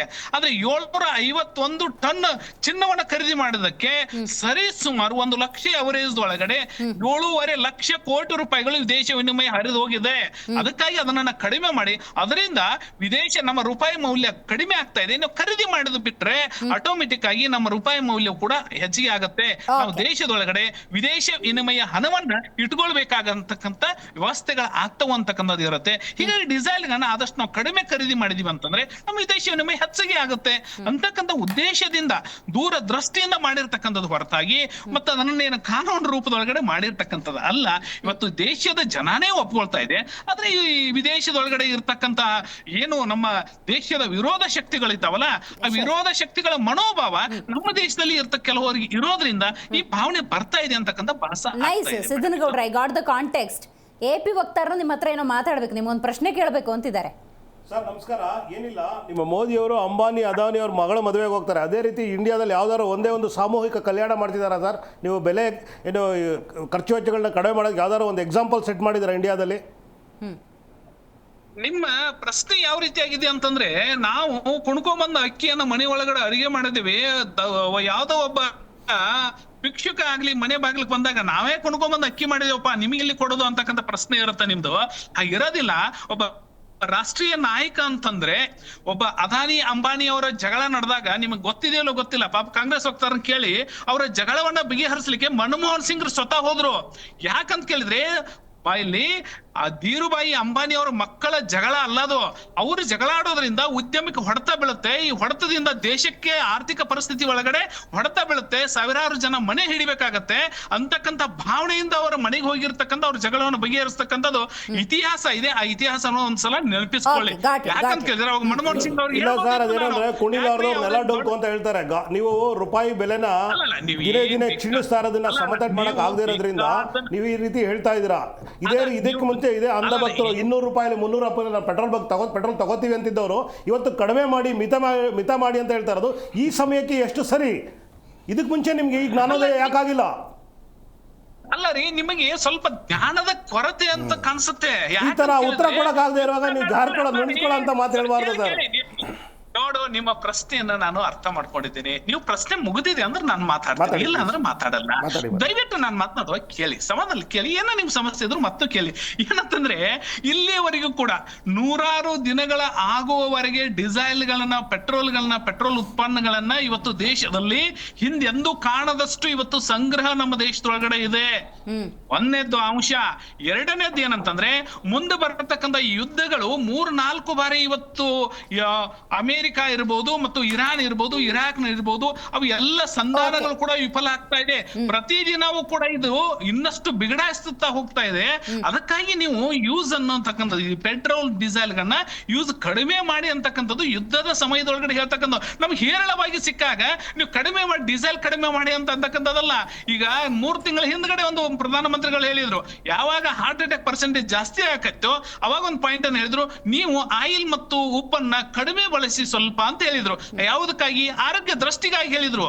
ಇವತ್ತು ಅವರು ಅಡಿಗೆಗಾಗಿ ಉಪಯೋಗಿಸ್ತಕ್ಕಂಥ ಆಯಿಲ್ ಅನ್ನ ಕಡಿಮೆ ಬಳಸಿ ಅಂತ ಹೇಳೋದಕ್ಕೆ ವಿದೇಶ ವಿನಿಮಯ 2.5 ಲಕ್ಷ ಕೋಟಿ ರೂಪಾಯಿಗಳು ಆಮದವನ್ನು ಮಾಡ್ಕೋತೇವಿ. ಅಡಿಗೆ ಆಯಿಲ್ ಅನ್ನ ನಾವು ಇನ್ನೂ ಸ್ವಾಯತ್ತತೆ ಆಗಿಲ್ಲ. ಇವತ್ತಿನವರೆಗೂ ಕೂಡ 2.5 ಲಕ್ಷ ಕೋಟಿ ರೂಪಾಯಿಗಳಷ್ಟು ಅಡುಗೆ ಆಯಿಲ್ ಅನ್ನ ನಾವು ವಿದೇಶದಿಂದ ತರಿಸ್ಕೊಳ್ತಾ ಇದ್ದೀವಿ. ಎಲ್ಲ ಕೂಡ ಒಂದೊಂದು ಸ್ಪೂನ್ ಕಡಿಮೆ ಮಾಡಿಸಿದ್ರೆ 1 ಲಕ್ಷ ಕೋಟಿ ರೂಪಾಯಿ ಆದ್ರೂ ಆದಾಯ ನಮ್ಮಲ್ಲಿ ಉಳಿಯುತ್ತೆ. ಅದರ ಜೊತೆಗೆ ಆರೋಗ್ಯವೂ ಕೂಡ ಉಳಿಯುತ್ತೆ. ಆ ಉದ್ದೇಶಕ್ಕಾಗಿ ಹೇಳುದು. ಸಂದರ್ಭ ಬಂದಾಗ ಹೇಳ್ಬೇಕು ರೀ. ನೀವು ದಿನಂಪ್ರತಿ ಮಂದಿಯನ್ನ ಕರೆದ ಕಸ ನಾವು ಮನೆ ಒಳಗಡೆ ಅಡಿಗೆ ಮಾಡಿ ಊಟ ಮಾಡಿಸ್ಲಿಕ್ಕೆ ಆಗತ್ತಾ? ಮದುವೆ ಇದೆ, ಕಾರ್ಯಕ್ರಮ ಇದೆ ಅಂತ ಕರಿತೀವಿ. ಇದಾದ ಕಷ್ಟ ಬಂದಿದೆ, ಕಷ್ಟ ಬಂದಿದ್ದಕ್ಕೆ ದೇಶದ ಜನತೆಗೆ ಮೋದಿ ಅವರು ಮನವಿ ಮಾಡಿದ್ದಾರೆ. ಅದು ನಿಮಗೆ ಅಂದ್ರೆ ಯದ್ಭಾವಂ ತದ್ಭವತಿ ಅಂತ ಏನ್ ಭಾವಿಸ್ತೀವಿ, ಏನ್ ಅರ್ಥ ಆಗುತ್ತೆ ಅದ್ರ ಮೇಲೆ, ಅಂದರೆ ಒಂದು ಸ್ಟೇಟ್ಮೆಂಟ್ ನಾವು ಹೆಂಗೆ ತಗೋತೀವಿ ಅನ್ನೋದ್ರ ಮೇಲೆ ಹೋಗುತ್ತೆ ಅನ್ನುವಂಥ ಕಾಂಟೆಕ್ಸ್ಟ್. ಎಲ್ಲರಿಗೂ ಗೊತ್ತಿರೋ ಹಾಗೆ ಅಮೆರಿಕ, ಇಸ್ರೇಲ್, ಇರಾನ್ನ ಯುದ್ಧ ಭಾರತದ ಸ್ವಯಂಕೃತ ಅಪರಾಧ ಏನಲ್ಲ. ಅಲ್ಲೆಲ್ಲೋ ಆಗ್ತಿರುವಂಥ ಯುದ್ಧದ ಸನ್ನಿವೇಶದಲ್ಲಿ ಭಾರತ ತತ್ತರಿಸಿದೆ. ಯಾಕೆ ಪ್ರತಿಪಕ್ಷವಾಗಿ ಕಾಂಗ್ರೆಸ್ ದೇಶದ ಪ್ರಧಾನಿ ಮತ್ತು ವಿದೇಶಾಂಗ ನೀತಿಯನ್ನು ಉಲ್ಲೇಖ ಮಾಡಿ ಟೀಕೆ ಟಿಪ್ಪಣಿ ಮಾಡ್ತಿದ್ದಾರೆ ಅನ್ನೋದಾದರೆ, ನಿಮ್ಮ ವಿದೇಶಾಂಗ ನೀತಿ ನೆಟ್ಟಗಿದ್ದಿದ್ರೆ ಈ ಪರಿಸ್ಥಿತಿ ಬರ್ತಿರಲಿಲ್ಲ ಅಂತ.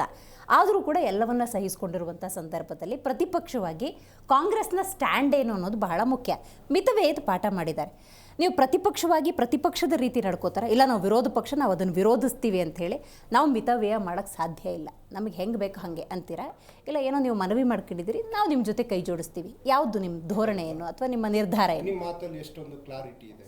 ಎಂಥದ್ದು ಬೆಣ್ಣಿನಲ್ಲಿ ಒಂದು ಕೂದಲು ತೆಗೆದಷ್ಟು ನೀಟಾಗಿ ಮಾತಾಡಿದ್ರಲ್ಲ. ಆದರೆ BJP ವಕ್ತಾರರು ಒಂದು ಪದ ಬಳಸಿದ್ರು, ನರೇಂದ್ರ ಮೋದಿ ಅವರು ಯಾವ್ದಾದ್ರು ಕ್ರಮ ತಗೊಂಡ್ರೆ ಅದನ್ನ ವಿರೋಧಿಸುವವರು ಈ ದೇಶದ ವಿರೋಧಿಗಳು, ಅಂದ್ರೆ ದೇಶದ್ರೋಹಿಗಳು. ಅಲ್ಲ ರೀ, ಈ ಮಣ್ಣಲ್ಲಿ ಹುಟ್ಟಿದೀವಿ, ಈ ಮಣ್ಣಲ್ಲಿ ಬದುಕ್ತೀವಿ, ಈ ಮಣ್ಣಲ್ಲೇ ಮಡಿತೀವಿ, ಈ ಮಣ್ಣಲ್ಲಿ ಬದುಕಿರೋ ತನಕ ಈ ದೇಶಕ್ಕೋಸ್ಕರ ನಾವು ಟ್ಯಾಕ್ಸನ್ನು ಪೇ ಮಾಡ್ತೀವಿ. ಭಾರತವನ್ನು ಮಜಬೂತ್ ಮಾಡೋದ್ರಲ್ಲಿ ಕಟ್ಟ ಕಡೆಯ ನಾಗರಿಕನ ಒಂದು ಕರ್ತವ್ಯನೂ ಇದೆ. ಅವನಿಗೇನಾದರೂ ನೋವಾದಾಗ, ಅವನಿಗೇನಾದರೂ ಪೆಟ್ಟು ಬಿದ್ದಾಗ, ಅವನ ಸ್ವಾಭಿಮಾನಕ್ಕೆ ಧಕ್ಕೆ ಆದಾಗ ಈ ದೇಶದ ಎಲೆಕ್ಟೆಡ್ ಪ್ರಧಾನಿ, ಇದೇನು ಸರ್ವಾಧಿಕಾರಿ ಆಳ್ವಿಕೆನಲ್ಲಿ ನಾವಿಲ್ಲ, ದೇಶದ ಪ್ರಧಾನಿಯನ್ನ ಪ್ರಶ್ನೆ ಮಾಡುವಂಥದ್ದು ನಮ್ಮ ಆದ್ಯ ಕರ್ತವ್ಯ ಆಗಿರ್ತದೆ. ದೇಶದ ಒಳಗಡೆ ಇರ್ತಕ್ಕಂಥ ದೇಶ ವಿರೋಧಿಗಳಿಗೆ ಅನ್ನುವಂಥ ಪದ ಇದೆಯಲ್ಲ, ಇವರೇನಾದ್ರೂ ಆ ಪದನ ಹೇಳಿದ್ರೆ ಅವರೇ ಮೊದಲ ದೇಶದ್ರೋಹಿ ಆಗ್ತಾರೆ ಈ ಭಾರತ ದೇಶದಲ್ಲಿ. ಇದು ಒಂದು. ಇನ್ನೊಂದು ಮೇಡಮ್, ಇವತ್ತು ಒಂದು ಹೇಳಿಕೆಗಳನ್ನ ಮಾನ್ಯ ನರೇಂದ್ರ ಮೋದಿ ಅವರು ಕೊಟ್ಟಿದ್ದಾರೆ. ಅವರು ಪ್ರತಿ ಬಾರಿ ಚುನಾವಣೆಯಲ್ಲಿ ಹೇಳ್ತಿದ್ರು, ನಾನೊಬ್ಬ ಬಡ ತಾಯಿಯ ಮಗ, ಹಮ್ಮ ಎಂಥದ್ದು ಜೋಳ್ಗೆ ಪಕಡ್ಕೆ ಪಿರ್ತಾಯೆ ಗುಮ್ತಾಯೆ ಅನ್ನೋ ಎಲ್ಲ ಭಾಷಣಗಳನ್ನ ಮಾಡ್ತಾ ಇದ್ರು. ನಮ್ಮನ್ನೊಂಥರ ಭಾವನಾತ್ಮಕವಾಗಿ ಸೆಳೆಯುವಂಥ ಕೆಲಸ 2014ರಲ್ಲಿ ಮಾಡ್ತಾ ಬಂದ್ರು. ಅಂದ್ರೆ ನಾನೊಬ್ಬ ಪ್ರಧಾನ ಸೇವಕ, ಅಂದ್ರೆ ಒಂದು ಅರ್ಚಕ, ಸೇವಕ, ಏನೋ ಬೋಧಕನೋ ಏನೋ ಅಂತೇಳಿ ಆಯ್ತು. ನೀವು ಈಗ AAP ಅವರು ಹೇಳ್ತಾ ಇದ್ರು, ನೋಡಿ ಅವರು ಬಳಸುವಂಥ ವಿಮಾನ 8,000 ಕೋಟಿ, ಬಳಸುವಂಥ ಸೂಟು 10 ಲಕ್ಷ ರೂಪಾಯಿ, ಒನ್ ಡೇ ಕಾನ್ವೆ 2 ದಿನ ಹೋಯ್ತು, ಏನು ವಿಜಯೇಂದ್ರ ಅಂತ ನೀವು ಮಾತಾಡಿದ್ರಿ. ಮೇಡಮ್ ನನ್ನ ಕಣ್ಣು ಮೇಡಮ್ ಈಗ ಜಸ್ಟ್ ನಿಮ್ಮ ಚಾನಲ್ಗೆ ಬರೋಕ್ಕೂ ಮೊದಲು ವಿಜಯೇಂದ್ರ ಅವರ ಕಾನ್ವೆ ತಾಜ್ ವೆಸ್ಟ್ ಎಂಡ್ ಹೋಟ್ಲಲ್ಲಿ ನಾನು ಬರ್ಬೇಕಾದ್ರೆ ನೋಡಿದೆ, ಎದುರುಗಡೆ ಪೊಲೀಸು, ಅದ್ರ ಹಿಂದೆ ವಿಜಯೇಂದ್ರ, ಅದ್ರ ಹಿಂದೆ ಅವರ ಹಿಂಬಾಲಕರು. ಈಗ ಮೆಟ್ರೋ ಹೇಳ್ತಿರೋದು ನಿನ್ನೆ ರಾತ್ರಿನೂ ಬೆಳಗ್ಗೆನೇನೋ ಹೋಗಿರೋದು, ಜಸ್ಟ್ 4 ಗಂಟೆ 55 ನಿಮಿಷಕ್ಕೆ ತಾಜ್ ವೆಸ್ಟ್ ಎಂಡಲ್ಲಿ ವಿಜಯೇಂದ್ರರವರ ಸವಾರಿ ಹೀಗೆ ನಡೀತು. ಇವೆಲ್ಲ ಶೋಕಿಗಳನ್ನ ಬಿಡ್ಬಿಡಿ, ದೇಶದ ಜನರಿಗೆ ಕಣ್ಣೊರ್ಸೋದನ್ನ ಬಿಡ್ಬಿಡಿ. ಆಯ್ತು, ನರೇಂದ್ರ ಮೋದಿಯವರು ಅವರು ಮತ್ತು ಅವರ ಕೆಲವರು ಅಧಿಕಾರಿಗಳು ಹೋಗೋದಲ್ವಾ, ಸಾರ್ವಜನಿಕ ವಿಮಾನದಲ್ಲಿ ಹೋಗ್ಬೋದು, ಏನಂತ ಥ್ರೆಟನ್ ಇಲ್ಲ.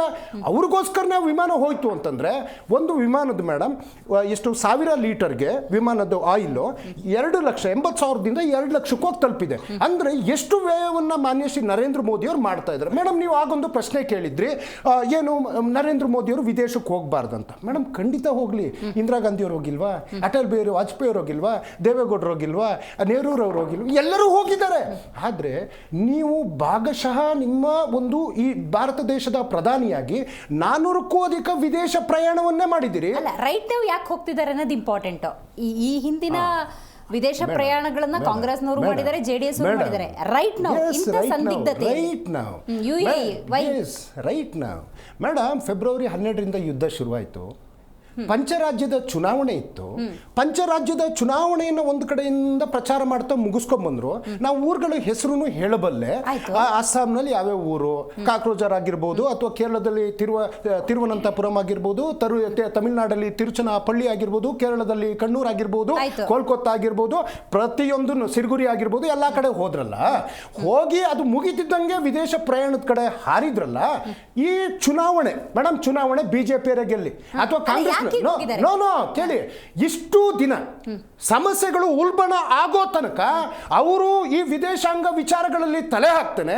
ಇವತ್ತು ಈ ದೇಶದ ಸಮಸ್ಯೆ ಬಂದಾಗ ಒಂದು ವಿತ್ತ ಸಚಿವರು ದೇಶ ಉದ್ದೇಶಿಸಿ ಮಾತಾಡಬೇಕು, ಪೆಟ್ರೋಲಿಯಂ ಸಚಿವರು ಈ ದೇಶ ಉದ್ದೇಶಿಸಿ ಮಾತಾಡಬೇಕು, ವಿದೇಶಾಂಗ ಸಚಿವರು ಈ ದೇಶ ಉದ್ದೇಶಿಸಿ ಮಾತಾಡಬೇಕು.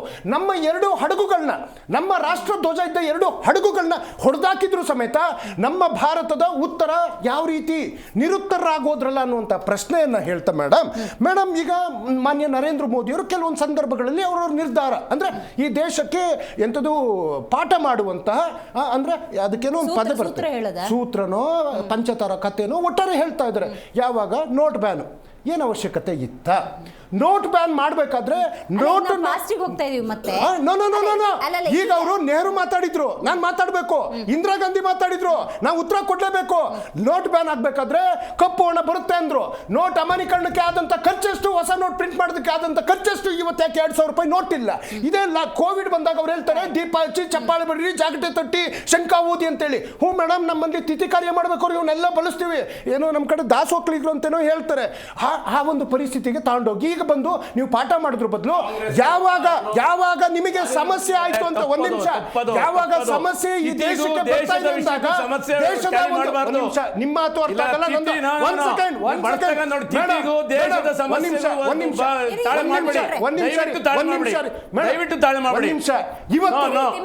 ನಿಮ್ದು ಏನ್ ಬೇಕಾದ್ರೆ ಹೇಳಿ ಕೆಲಸ. Madam, American world trade centre ಮೇಲೆ, ಟ್ವಿನ್ ಸೆಂಟರ್ ಮೇಲೆ ಉಗ್ರಗಾಮಿಗಳ ಅಟ್ಯಾಕ್ ಮಾಡಿದ್ರು. ಅಮೆರಿಕ ವಾಪಸ್ ಎದ್ದು ನಿಲ್ಲಿಲ್ವಾ? ಜಪಾನ್ ಮೇಲೆ ಹಿರೋಶಿಮಾ ಮತ್ತೆ ನಾಗಸಾಕಿ ಮೇಲೆ ಅಣು ಬಾಂಬೆ ಹಾಕಿದ್ರು, ಅಮೆರಿಕ ಎದ್ದು ನಿಲ್ಲಿಲ್ವಾ? ಭಾರತ, ಇಂಡಿಯಾ ಮತ್ತೆ ಪಾಕಿಸ್ತಾನ 1971 ಆಗಿರ್ಬೋದು, ಅಟಲ್ ಬಿಹಾರಿ ವಾಜಪೇಯಿ ಇದ್ದಾಗ 1999 ಆಗಿರ್ಬೋದು, ಯುದ್ಧಗಳೇ ಆಯ್ತು. ಭಾರತ ಮತ್ತೆ ಎದ್ದು ನಿಲ್ಲಿಲ್ವಾ? ಇಡೀ ವಿಶ್ವ ಆರ್ಥಿಕತೆಯಲ್ಲಿ ಬಿದ್ದು ಹೋದಾಗ ಮನಮೋಹನ್ ಸಿಂಗ್ ಅವರು ಇಡೀ ಭಾರತವನ್ನ ಕಟ್ಟಿ ನಿಲ್ಲಿಸ್ಲಿಲ್ವಾ? ಪಾಠ ಮಾಡಿದ್ರ ಅಥವಾ ಏನೋ ಬೋಧನೆಗಳು ಮಾಡಿದ್ರ? ಇಲ್ಲ.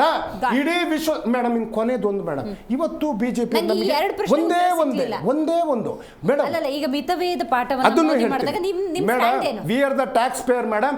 ಈಗ ನಿಮ್ದು ಅವ್ರ ಹತ್ರ ಒಂದು ಪ್ರಶ್ನೆ ಕೇಳಿದ್ವಿ, ನಾ ಬರ್ಕೊಂಡೆ, ಏನು ನಾವೆಲ್ಲ ಸ್ಟಾಕ್ ಇಟ್ಕೊಬೇಕಂತ. ಮೇಡಮ್, ಈ ಭಾರತದಲ್ಲಿ ದಿನಗೂಲಿ ನೌಕರರು ಅಂತಿರ್ತಾರೆ, ತಿಂಗಳು ಸಂಬಳ ಬರೋರು ಅಂತಿರ್ತಾರೆ, ನಮ್ಮ ಕಡೆ ವಾರಕ್ಕೊಂದ್ಸರಿ ಸಂತೆನೂ ಆಗ್ತದೆ. ಎಲ್ಲ ಶೇಖರಣೆ ಮಾಡ್ಬೇಕಾಗಿರ್ತದೆ ಒಂದು ಕುಟುಂಬ. ನೀವು ಹೆಣ್ಣುಮಕ್ಳು, ನಿಮ್ಗೆ ಗೊತ್ತಿದೆ ತರಕಾರಿ ಎಷ್ಟು ಬೇಕು, ಅಕ್ಕಿ ಎಷ್ಟು ಬೇಕು, ಬೇಳೆ ಎಷ್ಟು ಬೇಕು ಅಂತ. ಮೇಡಮ್, ರೈತರಿಗೆ ಹೇಳ್ತಾರೆ ಗೊಬ್ಬರ 50% ಬಳಸಿ ಅಂತ. ಏನು ಬೆಳೆ ಬರ್ತದ ಹಂಗಿದ್ರೆ ಮುಂದಾಗೋ ಪರಿಸ್ಥಿತಿ ಏನಾಗ್ಬೋದು? ಹೆಣ್ಮಕ್ಳಿಗೆ ಹೇಳ್ತಾರೆ ನೀವು ಅಡುಗೆ ಎಣ್ಣೆ ಕಮ್ಮಿ ಬಳಸಿ ಅಂತೇಳಿ. ಚಿನ್ನ ಬಿಡಿ, ಚಿನ್ನದಿಂದ ಅವನ ಹೊಟ್ಟೆ ತುಂಬುದಿಲ್ಲ. ತೈಲನು ಇಂಪಾರ್ಟೆಂಟು, ಗ್ಯಾಸು ಇಂಪಾರ್ಟೆಂಟು, ಅಡುಗೆ ಎಣ್ಣೆನೂ ಇಂಪಾರ್ಟೆಂಟು, ಗೊಬ್ಬರನೂ ಇಂಪಾರ್ಟೆಂಟು. ಮತ್ತೆ ಇನ್ನೊಂದು, ಮೊದಲು ಕಂಪ್ಯಾರಿಸನ್ ಯಾವ ಥರ ಇರೋದು ಅಂದರೆ, ಎಂಥ ಸಂಕಷ್ಟ ಬಂದ್ರು as we are fighting in front of Singapore, Switzerland, Germany, America, London ಅಂತ. ಇವತ್ತು ಇವ್ರು ಹೇಳ್ತಾರೆ ಪಾಕಿಸ್ತಾನ ಪರಿಸ್ಥಿತಿ ನೋಡಿ, ನೇಪಾಳ ನೋಡಿ, ಬಾಂಗ್ಲಾದೇಶ ನೋಡಿ, ಬರ್ಮಾ ನೋಡಿ. ಭಾರತ ಅಂತಂದ್ರೆ ಅದಕ್ಕಿರೋ ಘನತೆ, ಗೌರವ ಏನಿದ್ರು ಇವತ್ತು ದೊಡ್ಡ ದೊಡ್ಡ ರಾಷ್ಟ್ರಗಳು, ಚೀನಾ, ಇಂಥದ್ರ ಮೇಲೆ ನಾವು ಕಂಪ್ಯಾರಿಸನ್ ಮಾಡಬೇಕು ಹೊರತು ನೀವು ದಿವಾಳಿ ಮಾಡಿ ದೇಶನ ದರಿದ್ರ ಪರಿಸ್ಥಿತಿಗೆ ತಳ್ಳಿ ನಾಚಿಕೆ ಆಗ್ಬೇಕು. ಇವತ್ತು ನಮ್ಮನ್ನ ನೀವು ಪ್ರಶ್ನೆ ಮಾಡೋದಕ್ಕೆ ನನಗೆ ಹೆಮ್ಮೆ ಇದೆ. ಹಿಂದಿನ ಎಲ್ಲಾ ಪ್ರಧಾನಿಗಳು ದೇಶವನ್ನ ಸುಭದ್ರವಾಗಿ ಕಟ್ಟಿದ್ದಾರೆ. ಮಾನ್ಯ ನರೇಂದ್ರ ಮೋದಿ ಅವರು ಇವತ್ತು ವಿದೇಶ ಪ್ರವಾಸಗಳಿಗೆ ಏನಿಲ್ಲ 40,000 ಕೋಟಿ, ಚುನಾವಣಾ ಪ್ರವಾಸಗಳಿಗೆ 1,00,000 ಕೋಟಿ ರೂಪಾಯಿ, ಉದ್ಯಮಿಪತಿಗಳ ಒಟ್ಟು 16 ಲಕ್ಷ ಕೋಟಿ ಸಾಲವನ್ನ ಮನ್ನಾ ಮಾಡಿ ದೇಶದ ಮೇಲೆ 214 ಕೋಟಿ ರೂಪಾಯಿ ಸಾಲವನ್ನ ಹೇರಿದ್ದಾರೆ. ನಮ್ಮ ಆರ್ಥಿಕವಾಗಿ ದಿವಾಳಿ ಆಗಿದೀವ? ನನ್ನ ಮಾತಲ್ಲಿ ಸತ್ಯ ಇಲ್ವಾ? ಪ್ರಾಮಾಣಿಕವಾಗಿ ನಮ್ಮನ್ನ ನಾವು ಪ್ರಶ್ನೆ ಮಾಡ್ಕೊಂಡ್ರೆ ಬಹಳ ಗಂಭೀರವಾದ ಟ್ಯಾಕ್ಸ್ ಪೇಯರ್ ಅಥವಾ ಕಾಂಗ್ರೆಸ್ನ ದೊಡ್ಡ ಕಾರ್ಯಕರ್ತರವರೆಗೂ ಕೂಡ ಟ್ಯಾಕ್ಸ್ ಪೇಯರ್ಸ್ ಇದ್ದಾರೆ.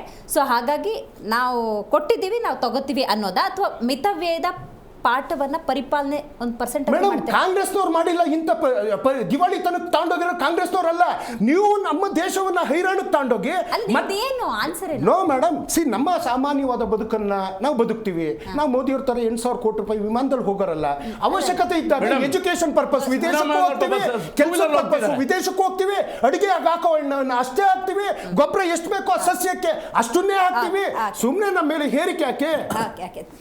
ರವೀಶ್ ಅವರೇ, ಈಗ ವಿದೇಶಕ್ಕೆ ಯಾಕೆ ಹೋಗಿದ್ದಾನೆ ಅನ್ನೋದು ಇಂಪಾರ್ಟೆಂಟು. UAE ಜೊತೆ ಮಾತುಕತೆಗೆ, ಪರ್ಟಿಕ್ಯುಲರ್ ಆಗಿ ಪೈಪ್ಲೈನ್ ವರ್ಕ್ ಇದೆಯಲ್ಲ, ಪೈಪ್ಲೈನ್ ವರ್ಕನ್ನು 2027 ಒಳಗೆ ಪೂರ್ಣಗೊಳಿಸೋದಕ್ಕೆ ಒಂದು ಒಪ್ಪಂದ ಆಗ್ತಾ ಇದೆ.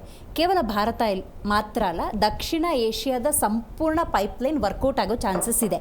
ಆ ಮಾತುಕತೆ ಹೋಗಿರೋದು, ಇದ್ರ ಬಗ್ಗೆ ಏನು ಹೇಳ್ತೀರಿ? ಮೇಡಮ್, ತುಂಬ ಸರಳವಾಗಿ ಹೇಳ್ಬೋದು. ಹಾರ್ಮೋಸ್ ಡಿಪೆಂಡೆನ್ಸಿಯನ್ನು ಕಮ್ಮಿ ಮಾಡಿ ಪೈಪ್ಲೈನ್ ಥ್ರೂ ವರ್ಕ್. ಮೇಡಮ್, ಹೋಗಿರೋ ಉದ್ದೇಶ ಸರಿ ಇದ್ರೆ ಖಂಡಿತ ನಾವು ಅದನ್ನು ಸ್ವಾಗತಿಸೋಣ.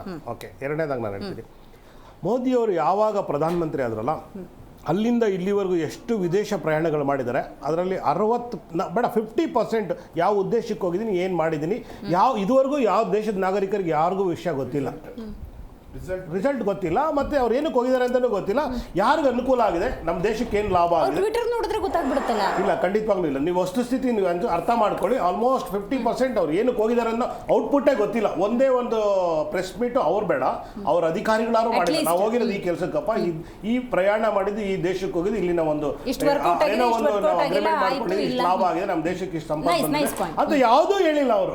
ಅವ್ರು ಹೋಗಿರೋದಕ್ಕೆ ಒಂದು ರಿಸಲ್ಟೇ ಬಂದಿಲ್ಲ. ಆದ್ಮೇಲೆ ನಾವು ಅವ್ರು ಹೋಗೋದನ್ನ ಯಾವ ರೀತಿ ನಾವು ವಿಚಾರ ಮಾಡ್ಬೋದು? ಇದುವರೆಗೂ ಏನೇನು ಆಗಿದೆ ಅದು ಯಾವುದಕ್ಕೂ ರಿಸಲ್ಟ್ ಬಂದಿಲ್ಲ. ಖಂಡಿತ ಬಂದಿಲ್ಲ ಮೇಡಮ್. ನೀವು ಬೇಕಾದ್ರೆ 50% ನಾನು ಕೊಡ್ತೀವಿ. 50% ಹೇಳಿ. ಇವತ್ತು ಏನಾದ್ರು ನಮ್ಮ ಸಿದ್ದನಗೌಡರು ಏನಾದ್ರು ಇದ್ರೆ ಕೇಳಿಸ್ಕೊತಾ ಇದ್ರೆ, ಅವರು ಎಷ್ಟು ಪ್ರಯಾಣ ಮಾಡಿದ ದೇಶ ವಿದೇಶಗಳಲ್ಲಿ ಯಾವುದಕ್ಕೂ ತಾತ್ವಿಕ ಅಂತ್ಯ ಕಂಡಿಲ್ಲ. ಅವ್ರು ಹೋಗಿರೋದೆಲ್ಲ ಬರೀ ಅಂಬಾನಿಗೋಸ್ಕರ ಬರೀ ಕಾಂಟ್ರಾಕ್ಟ್ಗಳು ಬಿಸ್ನೆಸ್ ಕೊಡ್ಸಕ್ಕೆ ಹೋಗಿದ್ದಾರೆ ಹೊರತು. ನಾನು ನೇರ ಆರೋಪ ಮಾಡ್ತೀನಿ. ಇದಕ್ಕೆ ಬಿಟ್ಟರೆ ದೇಶದ ಹಿತದೃಷ್ಟಿಯಿಂದ ಈ ಪ್ರಾಜೆಕ್ಟ್ಗಳು ನಾವು ಮಾಡ್ಕೊ ಬಂದಿದ್ದೀವಿ. ಇವಾಗ ಯಾವುದೋ ಒಂದು ಸಿಂಪಲ್ ಇದೆ, ಅಲ್ಲೇನಾದ್ರು ನಾವು ಟೆಲಿಕಾಂ ಬಿಲ್ಡ್ ಮಾಡಿದ್ವಿ, ಪೈಪ್ಲೈನ್ ಅದಾನಿ ಗ್ರೂಪ್ಗೆ ಹೋಗುತ್ತೆ. Absolutely no doubt. ಇಬ್ಬರೇ ಇರೋದು ನಮ್ಮ ದೇಶದಲ್ಲಿ ಇಂಡಸ್ಟ್ರಿಯಲಿಸ್ಟ್, ಬೇರೆ ಯಾರಿಲ್ಲ. ಸತ್ತೋಗ್ಬಿಟ್ಟಿದ್ದಾರೆ. ಇವ್ರ ಪ್ರಕಾರ ಎಲ್ಲ ಸತ್ತೋಗ್ಬಿಟ್ಟಿದ್ದಾರೆ. ಇವರೇ ಸಾಯಿಸ್ಬಿಟ್ಟಿದ್ದಾರೆ. ಕೆಲವರು ದೇಶ ಬಿಟ್ಟು ಓಡಿಸ್ಬಿಟ್ಟಿದ್ದಾರೆ. ಇವ್ರಿಗೆ ಯಾರ್ಯಾರು ಇವ್ರ ಮಾತನ್ನ ಕೇಳಲ್ಲ. ಇವ್ರಿಗೆ ಬೇಕಾಗಿರೋದೆಲ್ಲ ಕೀ ಗೊಂಬೆಗಳು, ಎಲ್ಲ ಕೀ ಪ್ಲೇಯರ್ಸ್. ಇವ್ರು ಹೇಳ್ದಂಗೆ ಕೇಳೋರು. 7ನೇ ಕ್ಲಾಸ್ 8ನೇ ಕ್ಲಾಸ್ ಓದಿರೋ ತಗೊಂಡು ಮುಖ್ಯಮಂತ್ರಿಗಳು ಮಾಡ್ಕೋತಾರೆ. ಅವ್ರು ಹೇಳ್ದಂಗೆ ಕೇಳೋದು, ಅಲ್ಲಿನ ರಾಜ್ಯನ ಹೆಕ್ಕುಟ್ಟಿಸ್ಬಿಡ್ತಾರೆ. ಅದೇ ರೀತಿ ನೀವು ಯಾವ್ದಾದ್ರು ರಾಜ್ಯ ತಗೊಳ್ಳಿ, ಇನ್ಕ್ಲೂಡಿಂಗ್ ಇವಾಗ ನಾನು ಹೇಳ್ತೀನಿ, ಬಿಹಾರಲ್ಲಿ ಅಸ್ವಸ್ಥ ಪ್ರಜೆ ಅಂತ ಒಂದು ಸ್ವಾಸ್ಥ್ಯ ಮಂತ್ರಿ ಮಾಡಿದ್ದಾರೆ. ಸೀರಿಯಸ್ಲಿ ನೀವು ಯಾರು ತಗೊಳ್ಳಿ. ಈಗ ವೆಸ್ಟ್ ಬೆಂಗಾಲ್ದಲ್ಲಿ ಬಂದಿರೋರು, ಅವರು 5 ಲಕ್ಷ ರೂಪಾಯಿ ಲಂಚ ತಗೊಂಡಿದ್ದಾರೆ ಅಂತ ಅವರೇ ಅಲಿಗೇಷನ್ಸ್ ಮಾಡಿದ್ರು, ಅವರೇ ಪ್ರೆಸ್ ಮಾಡಿ, ಅವರೇ ವಿಡಿಯೋ ರಿಲೀಸ್ ಮಾಡಿದ್ರು. ಇವತ್ತು ಅವರನ್ನೇ ಕರ್ಕೊಂಡು ಮುಖ್ಯಮಂತ್ರಿ ಮಾಡಿದ್ರು. ನಾವು ಹೆಂಗೆ ಅವರಿಂದ ನ್ಯಾಯ ಎಕ್ಸ್ಪೆಕ್ಟ್ ಮಾಡೋದಂತೆ? ಬಿಹಾರ ಸಿಎಂ ಮರ್ಡರ್ ಚಾರ್ಜಸ್ ಅಲ್ಲ, ಅದಿರ್ಲಿ ಬಿಡಿ, ಅವ್ರದ್ದು ಹೇಳಾಗೈತೆ ಅವ್ರದ್ದು. ಈಗಿರೋ ವಸ್ತುಸ್ಥಿತಿ ನಾನು ಹೇಳ್ತಾ ಇದ್ದೀನಿ. ಎಷ್ಟು ಇವ್ರು ಹೆಂಗಂದ್ರೆ, ಇವ್ರು ಬೇಕಾಗಿರೋಂಥ ಆಯಾಯ ಕಟ್ಟು ಪ್ರದೇಶಗಳಲ್ಲಿ ಇವ್ರು ಕೈಗೊಂಬೆಗಳನ್ನ ತಗೊಂಡು ಕೂರಿಸಿದ್ದಾರೆ. ಅಂದರೆ ಉತ್ತರ ಭಾರತದಲ್ಲಿ ನೀವು ಎಷ್ಟು ರಾಜ್ಯಗಳಿದೆಯಲ್ಲ, ಅಷ್ಟು ರಾಜ್ಯಗಳೆಲ್ಲ ಆಲ್ಮೋಸ್ಟ್ 60% ಅವಿದ್ಯಾವಂತ ಮುಖ್ಯಮಂತ್ರಿಗಳಿದ್ದಾರೆ. ಬಿಜೆಪಿನಲ್ಲಿರೋರಲ್ಲ 60% ನಾನು ಹೇಳ್ತಾ ಇರೋದು ಎಲ್ಲ ಅಂಡರ್ ಗ್ರಾಜುಯೇಟ್ಸೇ ಇರೋದು ಅವರೆಲ್ಲ. ನಾನು ಹೇಳ್ತಾ ಇರೋದು ವಿದ್ಯೆ ಒಂದು ಮಾನದಂಡ ಅಂತ ನಾನು ಹೇಳಲ್ಲ, ಅದು ಒಂದು ಮಾನದಂಡ, ಎಕ್ಸ್ಟ್ರಾ ಅಡ್ವಾಂಟೇಜಸ್ ಫಾರ್ ಆ ಸ್ಟೇಟ್ಗೆ. ಅದನ್ನು ಬಿಟ್ಬಿಟ್ಟು ಇವರು ಇಲ್ಲಿ ಬಂದ್ಬಿಟ್ಟು ನಾನು ಹೇಳ್ತೀನಿ. ಇವಾಗ ಸಿದ್ದನಗೌಡರು ಹೇಳಿದ್ರು, ಬರೀ ಇವ್ರು ಇತಿಹಾಸನೇ ಮಾತಾಡ್ತಾರೆ ಹೊರತು ವರ್ತಮಾನ ಮಾತಾಡೋದೇ ಇಲ್ಲ. ವರ್ತಮಾನ ಒಂದು ಜೊತೆಗೆ ಭವಿಷ್ಯದ ನೆಕ್ಸ್ಟ್ ಬರೋ ಜನರೇಷನ್ಗೆ. ಇವಾಗ ನಾವೇನು ಹೇಳ್ತೀವಿ, ಈಗ ಮೊನ್ನೆ ಎಲ್ಲ ಮಾತಾಡಿದ್ರೇನು ಹಿಜಾಬ್ ಗಲಾಟೆ ಆಯ್ತಲ್ಲ, ಆ ಗಲಾಟೆಗೂ ಹೇಳಿದ್ರು ನಾನು, ನಮ್ಮ ಮಕ್ಕಳಿಗೆ ಏನು ಬೇಕು? ಒಳ್ಳೆ ಶಿಕ್ಷಣ ಬೇಕು, ಒಳ್ಳೆ ಶೌಚಾಲಯ ಬೇಕು, ಒಳ್ಳೆ ವಿದ್ಯಾಭ್ಯಾಸ ಬೇಕು, ಗಣಕಯಂತ್ರಗಳು ಬೇಕು, ಅಭಿವೃದ್ಧಿ ಹೋಗಬೇಕು. ಅವನು ಯಾವ ಬಟ್ಟೆ ಹಾಕೊಂಡ್ರೆ ನಮ್ಗೆ ಏನಾಗಬೇಕು ಅಂದ್ರೆ ಇವರು ಹೈಲೈಟ್ ಮಾಡ್ತಾರೆ. ರಿಲಿಜಿಯಸ್ ಮ್ಯಾಟರ್ ಈಗ ನಾನು ಹೇಳ್ತೇನೆ, ಡೆವಲಪ್ಮೆಂಟ್ ಬಂದಾಗ ಇವರು ಏನಂತಾರೆ, ಮಿತವ್ಯಯ ಮಾಡಬೇಕು ಅಂದರೆ ನಾನು ಹೇಳ್ತೀನಿ ಮೇಡಮ್, ಪ್ರಧಾನ ಮಂತ್ರಿಯಿಂದ ಹಿಡ್ಕೊಂಡು ಶಾಸಕರವರೆಗೂ ಅವರು ಎಲ್ಲ ಸವಲತ್ತುಗಳನ್ನು ಕಡಿಮೆ ಮಾಡಬೇಕು. ಮೊದಲನೇದಾಗ ಅವ್ರು ಕಡಿಮೆ ಮಾಡ್ಕೋಬೇಕು, ಆಮೇಲೆ ಜನಗಳಿಗೆ ಹೇಳ್ಬೇಕು. ಅವರು ಯಾವುದೇ ಪಕ್ಷದವರಾಗಲಿ ಮಾಡಬೇಕು, ಅವರು ಆದೇಶ ಹೊಡಿಸ್ಬೇಕು. ಮುಖ್ಯಮಂತ್ರಿಗಳಾಗಿರ್ಬೋದು, ಯಾವುದೇ ಶಾಸಕರಾಗಿರ್ಬೋದು, ಜನಪ್ರತಿನಿಧಿಗಳು ಯಾರ್ಯಾರು ಇದ್ದಾರೆ, ಅದ್ರ ಜೊತೆಗೆ IAS ಆಫೀಸರ್ಗಳು ಯಾರು ಇದ್ದಾರಲ್ಲ, ಅವ್ರದ್ದು ಸ್ವಲ್ಪ ಕಾಸ್ಟ್ ಕಟಿಂಗ್ ಮಾಡಬೇಕು. Nice got it. ಸಿದ್ದನಗೌಡರು, ನೀವು ಉತ್ತರ ಕೊಡ್ಲೇಬೇಕೀಗ.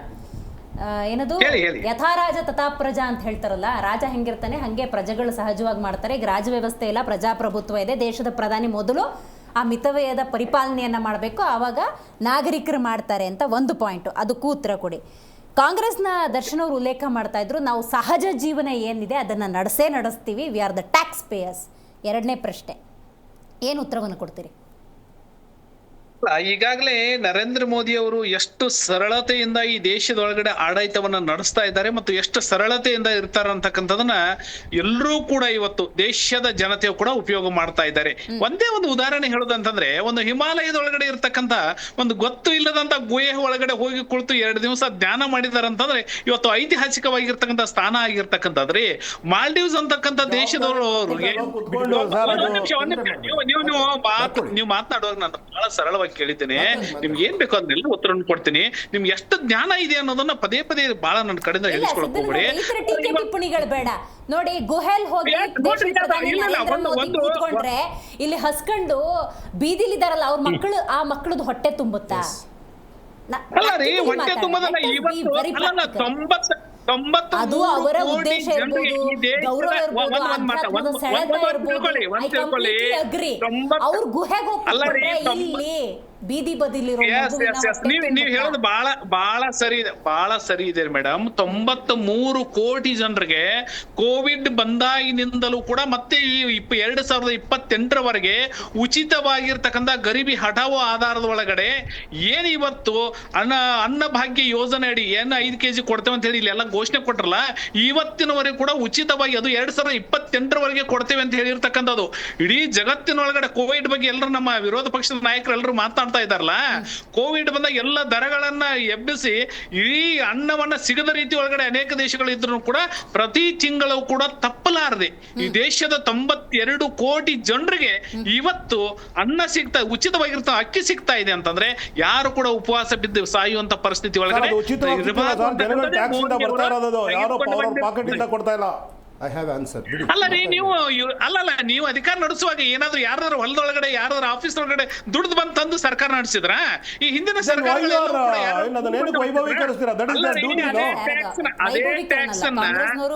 ನೋಡ್ರಿ, ಅದು ಸರ್ಕಾರ ನಡೆಯೋದು ಎದ್ರ ಮೇಲ್ಗಡೆ? ಇದು ಪ್ರಜಾಪ್ರಭುತ್ವದೊಳಗಡೆ ಹಣಕಾಸು ವ್ಯವಸ್ಥೆ ಯಾವ ರೀತಿಯಾಗಿ ಆಗುತ್ತೆ ಅಂತಕ್ಕಂಥದನ್ನ ಒಂದ್ ಸ್ವಲ್ಪ ತಿಳ್ಕೊಬೇಕಲ್ಲ. ಗೊತ್ತಾಯ್ತು, ನಿಮ್ ಕಾಂಟೆಕ್ಸ್ಟ್ ನಂಗೆ ಅರ್ಥ ಆಯ್ತು. ಈಗ ನೋಡಿ, ದರ್ಶನ್ ಅವ್ರು ಮಾತಾಡ್ಬೇಕಾದ್ರೆ ನಾವು ಸಹಜ ಜೀವನ ಏನಿದೆ, ರಿಕ್ವೈರ್ಮೆಂಟ್ ಏನಿದೆ, ಒಂದು ಚಿತ್ರಾನ್ನ ಮಾಡ್ತಾ ಇದೀವಿ, 2 ಸ್ಪೂನ್ ಎಣ್ಣೆ ಹಾಕ್ಬೇಕು, ನಾವು ಹಾಕೋರೆ, ನಾವು 1 ಸ್ಪೂನಿಗೆ ಇಳಿಸಲ್ಲ. Got it. ಈಗ ಅದೆಲ್ಲೋ ನಾನು ಹೋಗ್ಬೇಕು, ಇವಾಗೇನೋ ನನಗೇನೋ ಮೀಟಿಂಗ್ ಇದೆ, ನಾನು ವಿಡಿಯೋ ಕಾನ್ಫರೆನ್ಸ್ ಅಲ್ಲಿ ನಾನು ಮೀಟಿಂಗ್ ಅಟೆಂಡ್ ಮಾಡಲ್ಲ, ನಾನು ಹೋಗ್ತೀನಿ. ಈ ತರದ ಕಾಂಟೆಕ್ಸ್ಟ್ ಇದೆ. ಯಾಕಂದ್ರೆ ನಮ್ದು ಸಹಜ ಜೀವನ ನಾವು ನಡೆಸ್ತೀವಿ, ಅದಕ್ಕೆ ಧಕ್ಕೆ ಮಾಡಬೇಡಿ ಅಂತ. ಸರ್, ಒಂದು ದೇಶದ ನಾನು ಮತ್ತೆ ಪದೇ ಹೇಳ್ತೀನಿ, ಏನಂದ್ರೆ ಈ ದೇಶದೊಳಗಡೆ ಇರ್ತಕ್ಕಂಥ ಆದೇಶವನ್ನು ಮಾಡ್ತಕ್ಕಂಥ ಅಧಿಕಾರ ಇದ್ರೂ ಸಹಿತ ದೇಶದ ಜನತೆಗೆ ಮನವಿ ಮಾಡಿರ್ತಕ್ಕಂತಹ ಪ್ರಧಾನಮಂತ್ರಿಗಳ ಮನವಿಯನ್ನ ಈ ದೇಶದ ಈ ಯಾವ ಮನಸ್ಥಿತಿ ಇರ್ತಕ್ಕಂಥ ಈ ವಿರೋಧ ಮನಸ್ಥಿತಿ ಇರ್ತಕ್ಕಂಥವ್ರನ್ನ ಬಿಟ್ರೆ ಉಳಿದಿರ್ತಕ್ಕಂಥವ್ರು ದೇಶದ ಎಲ್ಲ ಜನರು ಕೂಡ ಒಪ್ಪಿಕೊಂಡಿದ್ದಾರೆ. ಅದಕ್ಕಾಗಿ ದರ್ಶನ್ ಅವ್ರಿಗೆ ಗೊತ್ತಿದೆ 126-36 ಸ್ಥಾನಗಳನ್ನ ಇಲ್ಲಿ ಗೆದ್ಕೊಂಡು ಏನ್ ನಾವು ಬಹಳ ದೊಡ್ಡದಾಗಿರ್ತೇವೆ ಅಂತಕ್ಕಂಥ ಹಿತದೃಷ್ಟಿಯಿಂದ ಏನ್ ಪರಿಪಾಲನೆ ಮಾಡ್ಬೇಕು ಮಾಡ್ತಾರೆ. ತೀರಾ ಟೀಕೆ ಟಿಪ್ಪಣಿಗಳನ್ನ ಮಾಡೋದು ಬೇಡ. Okay, I got the answer. ಇನ್ನೊಂದಿದೆ ಸಿದ್ದನಗೌಡ್ರೆ, ಯಾಕಂದ್ರೆ ಟೈಮ್ ತುಂಬಾ ಆಗ್ತಿರೋದ್ರಿಂದಾಗೆ ಕ್ವಿಕ್ ಆಗಿ ಹೇಳ್ತೀನಿ, ಇನ್ನು ತಿಮ್ಮೇಗೌಡರು ಮಾತಾಡ್ಬೇಕು. ಈಗ UAE ವಿಸಿಟ್ ರೈಟ್ ನೋ ಮಿತವೇದ ಪಾಠ ಮಾಡಿ ನೆಕ್ಸ್ಟ್ ಡೇನೆ ಹಾರ್ಬಿಟ್ರಲ್ಲ, ಅದ್ರ ಬಗ್ಗೆ ಬಹಳ ಟೀಕೆ ಇದೆ. ಬಟ್ ಯಾಕೆ ಹೋಗಿದ್ದಾರೆ ಅನ್ನೋದು ಇಂಪಾರ್ಟೆಂಟ್. ಅದಕ್ಕೊಂದು ಇನ್ಫಾರ್ಮೇಶನ್ ಅಂತ ಹೇಳಿದ್ರೆ ಪೈಪ್ಲೈನ್ ಪ್ರಾಜೆಕ್ಟ್ಗೆ ನಾನು ಅದನ್ನೇ ಹತ್ರ ಪ್ರಸ್ತಾಪ ಮಾಡಿದೆ. ನೋಡಿ, ಹಾರ್ಮೋನ್ಸ್ ಡಿಪೆಂಡೆನ್ಸಿಯನ್ನ ಕಮ್ಮಿ ಮಾಡೋದಕ್ಕೆ ಪೈಪ್ಲೈನ್ ಪ್ರಾಜೆಕ್ಟ್ಗೆ ಡಿಸ್ಕಸ್ ಮಾಡಕ್ ಹೋಗಿದ್ದಾರೆ ಅಂತ. ಅದು ಒಳ್ಳೆ ಉದ್ದೇಶವೇ, ಆದ್ರೆ ಅದು ಯಾರಿಗೆ ಹೋಗುತ್ತೆ ಆ ಪ್ರಾಜೆಕ್ಟ್ ಅನ್ನೋದು ಇಂಪಾರ್ಟೆಂಟು. ಯಾರು ಬೊಕ್ಕಸ ತುಂಬ್ಸಕ್ ಹೋಗ್ಬೇಕು ಅದಕ್ಕೆ ಹೋಗ್ತಿದ್ದಾರೆ ಅಷ್ಟೇ ಅಂತ. ಏನ್ ಹೇಳ್ತೀರಿ? ಓ, ಆಡಿಯೋ ಆಫ್ ಆಯ್ತು ಸಿದ್ದನಗೌಡ್ರೆ, ನಿಮ್ಮ ರೈಟ್ ಕಂಟಿನ್ಯೂ. ಬಂತು. ಸರಿ, ಬಹಳ ಸರಿ ಉತ್ತರ. ಆದ್ರೆ ಒಂದ್ ನಾನು ಹೇಳ್ತಕ್ಕಂಥದ್ದು, ಇವತ್ತು ಜಾಗತಿಕವಾಗಿರ್ತಕ್ಕಂತಹ ಟೆಂಡರ್ ಗಳನ್ನ ಕರೀತಕ್ಕಂಥ ವ್ಯವಸ್ಥೆಗಳು ಈ ದೇಶದೊಳಗಡೆ ವಿದೇಶದಲ್ಲೂ ಕೂಡ ಇರ್ತಕ್ಕಂಥದ್ದು. ಜಾಗತಿಕವಾಗಿರ್ತಕ್ಕಂಥ ಟೆಂಡರ್ ಗಳನ್ನ ನಾವು ಯಾರು ತೆಗೆದುಕೊಳ್ತಾರೋ, ಯಾರ್ದು ಅವ್ರ ಪರ್ಫಾರ್ಮೆನ್ಸ್ ಸರಿಯಾಗಿದೆಯೋ ಅವ್ರಿಗೆ ಹೋಗುತ್ತೆ. ನೀವು GTV ಅವರನ್ನ ಯಾರು ಇಲ್ಲಿ ಕೂಡ ನೋಡ್ಲೇಬಾರದು ಅಂತಕ್ಕಂಥದ್ದು ಆದೇಶವನ್ನ ಮಾಡ್ಲಿಕ್ಕಾಗತ್ತ? ಅವ್ರ TV ಒಳಗಡೆ ಎಲ್ಲರೂ ಕೂಡ ಬರ್ತಾರಂತ ಹೇಳಕ್ಕಾಗತ್ತ? ಮತ್ತೊಂದು ಹಂಗ್ ಮಾಡಕ್ ಆಗೋದಿಲ್ಲ. ಅನಂತರ AP ವಕ್ತಾರಿಗೆ ಒಂದು ಬಹಳ ಸೂಕ್ಷ್ಮವಾಗಿ ನಾನು ಹೇಳ್ಬೇಕು, ಅವ್ರು ವಿದೇಶವನ್ನ ಅಡ್ಡಾಡ್ತಾ ಇದ್ದಾರೆ ಪ್ರಧಾನಮಂತ್ರಿಗಳು, ಏನ್ ಮಾಡಿದಾರೆ ಅದ್ರ ರಿಸಲ್ಟ್ ಗೊತ್ತಿಲ್ಲ, ಏನ್ ಮಾಡಿದಾರೆ ಅನ್ನೋ ದಯವಿಟ್ಟು ಮಾನ್ಯರೇ ನಾಳೆ ಕನ್ನಡ ಪೇಪರ್ಗನ್ನ ತಾವು ನೋಡಿ ಏನಾಗಿರುತ್ತೆ ಅಂತಕ್ಕಂಥದ್ದು ವಿದೇಶದೊಳಗಡೆ ಇರ್ತಕ್ಕಂಥದ್ದು. ಮೊನ್ನೆ ಆಪರೇಷನ್ ಸಿಂಧು ಆದ್ರೆ S-400 ಅನ್ನ ರಷ್ಯಾದ ಒಪ್ಪಂದ ಮಾಡ್ಕೊಂಡು ಅವನನ್ನ ತರಿಸಿರ್ತಕ್ಕಂಥದ್ದು, ಮತ್ತೆ 4 ಆರ್ಡರ್ ಗಳನ್ನ ಕೊಟ್ಟಿರ್ತಕ್ಕಂಥದ್ದು. ಎಲ್ಲಿ ಮಾಡ್ಕೊಂಡ್ರು ಅನ್ನೋದನ್ನ ನೋಡ್ಕೊಳ್ಳಿ. ಇವತ್ತು ಬ್ರಹ್ಮೋಸ್ ಕ್ಷಿಪಣಿಯನ್ನ ಸ್ವದೇಶಿಯಾಗಿ ನಿರ್ಮಾಣ ಮಾಡಿರ್ತಕ್ಕಂಥದ್ದು ಜಗತ್ತಿನ 18 ರಾಷ್ಟ್ರಗಳು ಇವತ್ತು ಬೇಡಿಕೆಯನ್ನ ಇಟ್ಟಿರ್ತಕ್ಕಂಥ ನಮಗೆ ಬ್ರಹ್ಮೋಸ್ ಕ್ಷಿಪಣಿಗಳು ಬೇಕನ್ನೋದನ್ನ ಎಲ್ಲಿ ಅನ್ನೋದನ್ನ ತಿಳ್ಕೊಳ್ಳಿ. ನಮ್ಮ ದೇಶದ ಕರೆನ್ಸಿಯನ್ನ ಇವತ್ತು ಜಗತ್ತಿನ 9 ರಾಷ್ಟ್ರಗಳು ನಿಮ್ಮ ದೇಶದ ಕರೆನ್ಸಿಯನ್ನೇ ಕೊಡಿ, ನಾವು ಬಳಸ್ತೀವಿ ಅಂತಕ್ಕಂಥ ಒಪ್ಪಂದಗಳನ್ನ ಯಾರು ಮಾಡ್ಕೊಂಡ್ರು, ಯಾವ ನೀತಿ ಅಡಿ ಒಳಗಡೆ ಮಾಡ್ಕೊಂಡ್ರು ಅನ್ನೋದನ್ನ ಸ್ವಲ್ಪ ನೋಡಿ. ಇವತ್ತು ಅಮೆರಿಕಾದ ಒಳಗಡೆ ಒಳಗಡೆ ಇರ್ತಕ್ಕಂಥದ್ದು, ಅಮೆರಿಕಾದೊಳಗಡೆ ನಮ್ಮ ಹಿಂದಿನ ಪ್ರಧಾನಮಂತ್ರಿಗಳು ಹೋದಾಗ ಅವರು ಕೂಡ ನಮ್ಮ ದೇಶದ ಪ್ರಧಾನಮಂತ್ರಿಗಳೇ, ಅವ್ರಿಗೆ ಕೊಡತಕ್ಕಂಥ ವ್ಯವಸ್ಥೆಗಳನ್ನ ಯಾವ ರೀತಿಯಾಗಿ ನಮ್ಮ ದೇಶದ ಕಪಿಮುಷ್ಟಿಗಳಲ್ಲಿ ಕೆಲವೊಂದು ಜನ ಹಿಡ್ಕೊಂಡು ಪಾಪ ಅವರ ಬುದ್ಧಿ ಬುದ್ಧಿಯನ್ನು ಕೂಡ ಅವರಿಗೆ ಸ್ವತಂತ್ರವಾಗಿ ಯೂಸ್ ಮಾಡ್ಲಿಕ್ಕೆ ಕೊಡ್ಲಿಲ್ಲೋ ಅಂತಹ ಪರಿಸ್ಥಿತಿ ಒಳಗಡೆ ಇವತ್ತು ಹೋಗಿರ್ತಕ್ಕಂಥ ಪ್ರಧಾನಮಂತ್ರಿಗಳನ್ನ ಯಾವ ರೀತಿಯಾಗಿ ನಡ್ಕೊಳ್ತಾರೆ, ವಿದೇಶದೊಳಗಡೆ ಯಾರಾದ್ರೂ ನಿಮ್ ದೋಸ್ತುಗಳು, ನಿಮ್ ಮನೆಯವರು, ನಿಮ್ಮ ಆಜು ಬಾಜು ಇರ್ತಕ್ಕಂಥವ್ರು ಯಾರು ಬೇಕಾಗಿಲ್ಲ ಸರ್, ಸೋಷಿಯಲ್ ಮೀಡಿಯಾ ಸಿಕ್ಕಾಪಟ್ಟೆ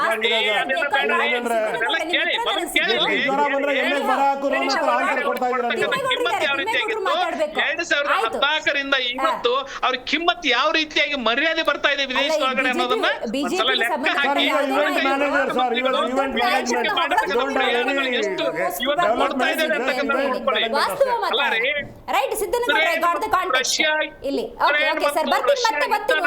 ಒಂದೇ ನಿಮಿಷ. ಸುಪ್ರೀಂ ಕೋರ್ಟ್ ಏನು ಹೇಳಿದೆ ಅನ್ನೋದು ಇಂಪಾರ್ಟೆಂಟ್. ಸುಪ್ರೀಂ ಕೋರ್ಟ್ನಲ್ಲಿ ಮಿತವ್ಯಯಕ್ಕೆ ಚಾಲನೆ ಕೊಡಲಾಗಿದೆ, ಸ್ವತಃ ಕೋರ್ಟ್ ಇದನ್ನು ಒಪ್ಪಿಕೊಂಡಿದೆ. ಏನು ಹೇಳ್ತೀರಿ ಇದ್ರ ಬಗ್ಗೆ?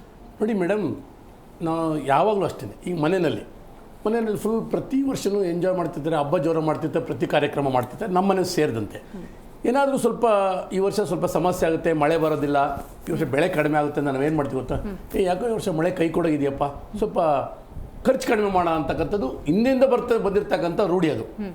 ಹಾಗೆ ನಮ್ಮ ದೇಶದ ಪ್ರಧಾನಿಗಳು ಹೇಳಿದಾಗ ಸುಪ್ರೀಂ ಕೋರ್ಟ್ ನಾನು ಒಬ್ರು ನೋಡಿ ಜಡ್ಜ್ ಸೈಕಲಲ್ಲಿ ಬಂದಿದ್ದು ನೋಡಿದೆ ನಾನು.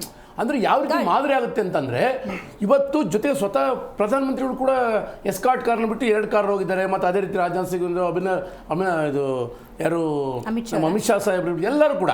ನಾನೇನು ಹೇಳಲಿಕ್ಕೆ ಇಷ್ಟಪಡ್ತೀನಿ ಅಂದರೆ, ನೋಡಿ ಮೊನ್ನೆ ಒಂದು ಚುಂಚನಗಿರಿ ಮಠದಲ್ಲಿ ಒಂದು ಕಾರ್ಯಕ್ರಮಕ್ಕೆ ಬಂದಿದ್ರು ಸನ್ಮಾನ್ಯ ಗೌರವಾನ್ವಿತ ಪ್ರಧಾನಿಗಳು. ಆ ಸಮಯದಲ್ಲಿ ಏನು ಹೇಳಿದ್ರೆ, ಯುವಕರಿಗೆ ಏನು ಹೇಳಿದ್ರು, ನೋಡಿ ಇವತ್ತಿನ ದಿವಸ ಆಯಿಲ್ ಐಟಮನ್ನು ಕಡಿಮೆ ಮಾಡಿ, ಶುಗರ್ನ ಕಡಿಮೆ ಬಳಸಿ, ನೀವು ರಾಗಿಯನ್ನು ಜಾಸ್ತಿ ಯೂಸ್ ಮಾಡಿ, ಆರೋಗ್ಯಕ್ಕೆ ಒಳ್ಳೆಯದು ಅಂತೇಳಿ ಹೇಳಿದ್ರು. ನೀವು ಹೇಳಿದ್ಮೇಲೆ ಸುಮಾರು ಅನುಕೂಲ ಕೂಡ ಆಗ್ತಾ ಇದೆ. ಅಂದರೆ ಯುವಕರು ಏನಾಗುತ್ತೆ, ಓ ಹೌದಲ್ವಾ ಅಂತಕ್ಕಂಥ ಭಾವನೆ ಬರುತ್ತೆ. ಒಂದು ನಾನು ಏನು ಕೇಳಿದೆ, ನಮ್ಮ ದೇಶದ ದೃಷ್ಟಿಯಿಂದ ಇವ್ರು ಮಾಡಿರ್ತಕ್ಕಂಥದ್ದು, ಜೊತೆಗೆ ಸ್ವತಃ ಅವರೇ ಮಾಡಿರೋದ್ರಿಂದ ನಮ್ಮ ದೇಶದ ದೃಷ್ಟಿಯಿಂದ ನಾನು ಅವರು ಯಾರೇ ಈಗ ಪ್ರಧಾನಮಂತ್ರಿಗಳಿಗೆ ಒಂದು ಕಾಂಗ್ರೆಸ್ ಅವರಿದ್ರು ಕೂಡ ಅವ್ರು ಹೇಳಿದ್ದನ್ನು ಪ್ರತಿಯೊಬ್ಬರು ಕೂಡ ಸರಿದ್ರೆ ಪಾಲನೆ ಮಾಡ್ತಕ್ಕಂಥದ್ದು ಪ್ರತಿಯೊಬ್ಬರು ನಾಗರಿಕರ ಕರ್ತವ್ಯ. ಇಲ್ಲಿ ಏನಾಗುತ್ತೆ, ಅವ್ರು ಪರ್ಮನೆಂಟಾಗಿ ಇದನ್ನು ಇಟ್ಕೊಳ್ಳಿ ಅಂತ ಹೇಳಿದಾರ. ನಮ್ಮ ಯುದ್ಧ ಕಾಲ ಮುಗಿಯೋವರೆಗೂ, ನಾವು ಸಮಸ್ಯೆಯಿಂದ ಹೊರಬರೋವರೆಗೂ ನಾವು ಇದನ್ನು ಮಾಡ್ಕೊಂಡು ಹೋಗೋಣ ಅಂತಕ್ಕಂಥ ಮನವಿಯನ್ನು ಮಾಡಿದರೆ, ಇದು ನಮ್ಮ ದೇಶದ ನಾಗರಿಕರು ಕೂಡ ಎಲ್ಲರೂ ಪಾಲನೆ ಮಾಡ್ತಿದ್ದಾರೆ. ಈಗ ವರ್ಕ್ ಫ್ರಮ್ ಹೋಮ್ ಇರ್ಬೋದು, ಮತ್ತು 2 ವೀಲರ್ ಇರ್ಬೋದು. ಅದೇನಾಗುತ್ತೆ, ಈಗ ಜಾಸ್ತಿ ಟ್ರಿಪ್ಗಳು ಮಾಡ್ತಕ್ಕಂಥದ್ದು ಇಲ್ಲ, ಕಡಿಮೆ ಮಾಡೋಣ, ರೇಟ್ ಜಾಸ್ತಿ ಆಗ್ಬೋದು, ಮತ್ತು ಬೇರೆ ರೀತಿ ಸಮಸ್ಯೆಗಳಾಗ್ಬೋದು ಅಂತಕ್ಕಂಥದ್ದು ಮಾಡ್ಕೊಂಡು ಹೋಗ್ತಕ್ಕಂಥ ಮನಸ್ಥಿತಿ ನಮ್ಮ ನಾಗರಿಕರಿಗೆ ಬರ್ತಾ ಇದೆ. ಅದು ನಮ್ಮ ದೇಶಕ್ಕೆ ಒಳ್ಳೇದೇವೆ ಹೇಳ್ರೆ, ಇಲ್ಲ ನಮ್ಮ ಕಾಂಗ್ರೆಸ್ ನಾವು ಕಮ್ಮಿ ಮಾಡಲ್ಲ, ಏನು ಮಾಡಲ್ಲ ಅಂತಂದರೆ ಯಾರಿಗೂ ಆಗುತ್ತೆ, ನಮ್ಮ ದೇಶಕ್ಕೇನು ತೊಂದರೆ ಆಗುತ್ತೆ, 1 to double ರೇಟ್ ಆಗುತ್ತೆ, ಅವಾಗ ಅನುಭವಿಸ್ತಾರೆ ಯಾರು ಅಲ್ಲಲ್ಲ ಮೇಡಮ್. ಈಗಲೂ ಕಡಿಮೆ ಇನ್ನೂ ಜಾಸ್ತಿ ಆಗುತ್ತೆ. ಈಗ ಉದಾಹರಣೆಗೆ ನಾವು ಕರ್ನಾಟಕದಲ್ಲಿ ತಗೊಂಡ್ರು ಕೂಡ ಕಾಂಗ್ರೆಸ್ ಕಡಿಮೆ ಮಾಡಿಲ್ಲ. ಹಾಗಂದ್ರೆ ಕಾಂಗ್ರೆಸ್ ಅವ್ರು ಮಾಡಿದ್ರೆ ಇನ್ನೂ ಕಡಿಮೆ ಮಾಡ್ಬೋದು. ಏನು ಮಾಡ್ತಿದ್ದಾರೆ, ಅವ್ರು ಹೇಳೋದಕ್ಕೆ ಮಾತ್ರ ಅಷ್ಟೇ, ಲೆಕ್ಕ ಹಾಕಿದ್ರೆ ಅವ್ರದ್ದೇ ಜಾಸ್ತಿ ನಮ್ಮ ಕರ್ನಾಟಕ ಜನರಿಗೆ ಏನು ಕೊಡ್ತಾ ಇಲ್ಲ ಅವರು. ಓಕೆ, ಅದರಿಂದ ದಯವಿಟ್ಟು ನಾವು ಇದನ್ನೆಲ್ಲ ಏನು ಯೋಚನೆ ಮಾಡ್ಬೇಕಂತಂದ್ರೆ, ದೇಶದ ದೃಷ್ಟಿಯಿಂದ ನಾವೇನು ಮಾಡ್ಲಿಕ್ಕಾಗುತ್ತೋ ಅದನ್ನು ನಾವು ಸೇರಿ ಇದನ್ನು ಪಾಲನೆ ಮಾಡಿದ್ರೆ ಒಳ್ಳೇದು ಅಂತಕ್ಕಂಥದ್ದು ನನ್ನ ಅಭಿಲಾಷೆ. ರೈಟ್ ದರ್ಶನ್ ಅವರೇ, ಆದೇಶ ಮಾಡಿಲ್ಲ ಪ್ರಧಾನಿ, ಮನವಿ ಮಾಡ್ಕೊಂಡಿದ್ದಾರೆ. ಸುಪ್ರೀಂ ಕೋರ್ಟ್ನಲ್ಲೇ ಇದಕ್ಕೆ ಪಾಸಿಟಿವ್ ರೆಸ್ಪಾನ್ಸ್ ಇದೆ ಅಂದಾಗ ಈ ಟೀಕೆ ಟಿಪ್ಪಣಿ ಸರಿ ಅನ್ನೋ ಕಾಂಟೆಕ್ಸ್ಟ್ ಇವತ್ತಿನ ಕೋರ್ಟ್ಗಳು ಯಾವ್ಯಾವ ರೀತಿ ನಡೀತಾ ಇದೆ ಅಂತ ಇಡೀ ದೇಶಕ್ಕೆ ಗೊತ್ತಿದೆ. ಯಾವ ಲೂಟಿಕೋರರಾದ್ರು, ಭ್ರಷ್ಟಾಚಾರಿಗಳಾದ್ರು, ಅವರು ವಾಷಿಂಗ್ ಪೌಡರ್ ನಿರ್ಮಾ ಆಗ್ತಾ ಇದ್ರು. ಇವತ್ತಿನ ಸುಪ್ರೀಂ ಕೋರ್ಟ್ ಆಗಲಿ ಅಥವಾ ಸ್ಥಳೀಯ ಕೋರ್ಟ್ಗಳಾಗಲಿ ಯಾವ ಥರ ಒಂದು ಉತ್ತರವನ್ನು ಕೊಡ್ತಾ ಇದೆ. ಇವತ್ತು ಅತ್ಯಾಚಾರಿ ಪೋಕ್ಸೋ ಕೇಸ್ ಇದ್ದವರು ಜಾಮೀನ್ ಮೇಲೆ ಹೊರಗಡೆ ಇದ್ದಾರೆ, ಹೊರಗಡೆ ಇರುವ ಹಾಗೆ ಇಲ್ಲ. ಇವತ್ತು ಜಡ್ಜ್ಗಳು ಜನಾರ್ದನ್ ರೆಡ್ಡಿ ಕೇಸಲ್ಲಿ ಯಾವ ರೀತಿ ಡೀಲ್ ಆಯಿತು ಅನ್ನುವಂಥದ್ದು. ಇವತ್ತು ಬರೀ ಚಿಕ್ಕಮಂಗ್ಳೂರ್ದು MLC ಚುನಾವಣೆ ಮೇಡಮ್, ಜಡ್ಜು ರಜೆ ಮೇಲೆ ಹೋಗ್ತಾರಂತೆ. 1.5 ವರ್ಷ ಆಯಿತು ಕೌಂಟಿಂಗ್ ಆಗಿ ಎಲ್ಲ. ಆಮೇಲೆ ವೋಟ್ ಚೋರಿ ವಿಚಾರದಲ್ಲಿ ಖುದ್ದು ಮಾಯಾವತಿಯವರು ಹೋದ್ರೂ ಸಮೇತ ನ್ಯಾಯ ಸಿಕ್ಕಿಲ್ಲ. ಇವತ್ತಿನ ಕೋರ್ಟಿನ ವ್ಯವಸ್ಥೆ ಏನಾಗಿದೆ ಅಂತೇಳಿ ನಾನು ದೂಷಣೆ ಮಾಡೋದಕ್ಕೆ ಹೋಗಿಲ್ಲ. I have lot of respect on court. Madam, ಒಂದು ಕೊನೆಯದಾಗಿ ಹೇಳ್ತೀನಿ ಮೇಡಮ್, ಈಗ ನರೇಂದ್ರ ಮೋದಿ ಅವರು ವಿದೇಶ ಸುತ್ತಲಿ ಒಳ್ಳೇದು, ಚುನಾವಣಾ ಪ್ರಚಾರ ಮಾಡ್ತಾರೆ ಒಳ್ಳೇದು. ಆದರೆ ದೇಶದಲ್ಲಿ ನೆರೆ ಬಂದಾಗ, ನನ್ನ ರಾಜ್ಯದಲ್ಲಿ ನೆರೆ ಬಂತು, ಉತ್ತರ ಕರ್ನಾಟಕದಲ್ಲಿ ನೆರೆ ಬಂತು, ನರೇಂದ್ರ ಮೋದಿ ಅವರು ಬಂದ್ರ, ಏನಾದ್ರು ಪ್ಯಾಕೇಜ್ ಘೋಷಣೆ ಮಾಡಿದ್ರ? ನಾನು ನೆನಪಿಸ್ತೀನಿ, ಮನಮೋಹನ್ ಸಿಂಗ್ ಅವರು ಪ್ರಧಾನಿಯಾಗಿದ್ರು, ಮಾನ್ಯ ಯಡಿಯೂರಪ್ಪನವರು ರಾಜ್ಯದ ಮುಖ್ಯಮಂತ್ರಿ ಆಗಿದ್ರು. ನಮ್ಮ ಕರ್ನಾಟಕದಲ್ಲಿ ನೆರೆ ಬಂದಾಗ ಖುದ್ದು ಯಡಿಯೂರಪ್ಪನವ್ರನ್ನ ಪಕ್ಕ ಕರ್ಕೊಂಡೋಗಿ 1,000 ಕೋಟಿ ಪ್ಯಾಕೇಜ್ನ ಇಲ್ಲಿ ಕೊಟ್ಟರು. ಪೆಹಲ್ಗಾಮ್ ಏನು ದಾಳಿ ಆದ ಆ ಸ್ಥಳಕ್ಕೆ ಏನಾದರೂ ನರೇಂದ್ರ ಮೋದಿ ಅವರು ಹೋದ್ರ, ಆ ಕುಟುಂಬಗಳಿಗೆ ಸಾಂತ್ವನ ಹೇಳೋ ಕೆಲಸ ನರೇಂದ್ರ ಮೋದಿ ಮಾಡಿದ್ರ? ಪುಲ್ವಾಮಾ ದಾಳಿ ಆದಾಗ ಆ ಕುಟುಂಬಗಳನ್ನ ಹೋಗಿ ಭೇಟಿ ಆದ್ರ? ನೀವು ದೇಶದ ಕಟ್ಟಕಡೆಯ ನಾಗರಿಕನ ಒಂದು ಬದುಕನ್ನ ಕಟ್ಕೊಡಕ್ಕಾಗ್ದೇನೆ ನೀವು ಈಗ ವಿಮಾನ ಇಲ್ಲೇ ತೋರಿಸಿದ್ರಿ, ಯಾವ ವಿಮಾನ ಮೇಡಮ್? 8,000 ಕೋಟಿ ರೂಪಾಯಿ ವಿಮಾನ ಬೇಕಾ? ದುಡ್ಡು ಉಳ್ಸರಾಗಿದ್ರೆ ಮಾಮೂಲಿ ಸಾರ್ವಜನಿಕರ ಜೊತೆ ಹೋಗೋರು ಪ್ರಧಾನಿ, ಇಡೀ ದೇಶಕ್ಕೆ ಹೌದಪ್ಪ ನಾನು ನಡ್ಕೊಂಡಿದ್ದೀನಿ ಅಂತ ತೋರಿಸೋರು. ನೀವು ಒಂದಿನ ಶೋಗಳನ್ನ ಮಾಡಿ ಇಲ್ಲೇ ಜಿಲೆಟಿನ್ ಇಟ್ಬಿಟ್ಟು ಅಮೋನಿಯಂ ನೈಟ್ರೇಟ್ ಇಟ್ಬಿಟ್ಟು ಸ್ಫೋಟ ಮಾಡಕ್ ಹೋಗಿದ್ರು ಅನ್ನೋ ವ್ಯವಸ್ಥೆ ಇದ್ದಾಗ ಬಿಹಾರ ಚುನಾವಣೆ ಆಗ್ಬೇಕಾದ್ರೆ ಡೆಲ್ಲಿ ಬ್ಲಾಸ್ಟ್ ಆಗುತ್ತೆ, ದೇಶಕ್ಕೆ ಚುನಾವಣೆ ಬೇಕಾದ್ರೆ ಪೆಲ್ಗಾಮ್ ಬ್ಲಾಸ್ಟ್ ಆಗುತ್ತೆ. ಎಲ್ಲೋದ್ರ 4 ಜನ ಡೆಲ್ಲಿ ಬ್ಲಾಸ್ಟ್ ಅಲ್ಲಿ ಒಬ್ರನ್ನಾದ್ರೂ ಹೇಳಿದ್ರ ಈ ಜಿಲೆಟಿನ್ ಕಡ್ಡಿ ವಿಚಾರ ನೆರೇಷನ್ ಕ್ರಿಯೇಟ್ ಆಗಬೇಕಿತ್ತು. ಅಂದ್ರೆ ದೇಶದ ಗೃಹ ಸಚಿವ ಮೊದಲು ರಾಜೀನಾಮೆ ಕೊಡಬೇಕು. ದೇಶದ ಪ್ರಧಾನಿಯವರಿಗೆ ಜೀವಕ್ಕೆ ಬೆಲೆ ಇಲ್ಲ ಅಂತಂದ್ರೆ ಅಮಿತ್ ಶಾ ಸ್ಥಾನದಲ್ಲಿ ಇರಕ್ಕೆ ಅರ್ಹರಿದ್ದಾರಾ?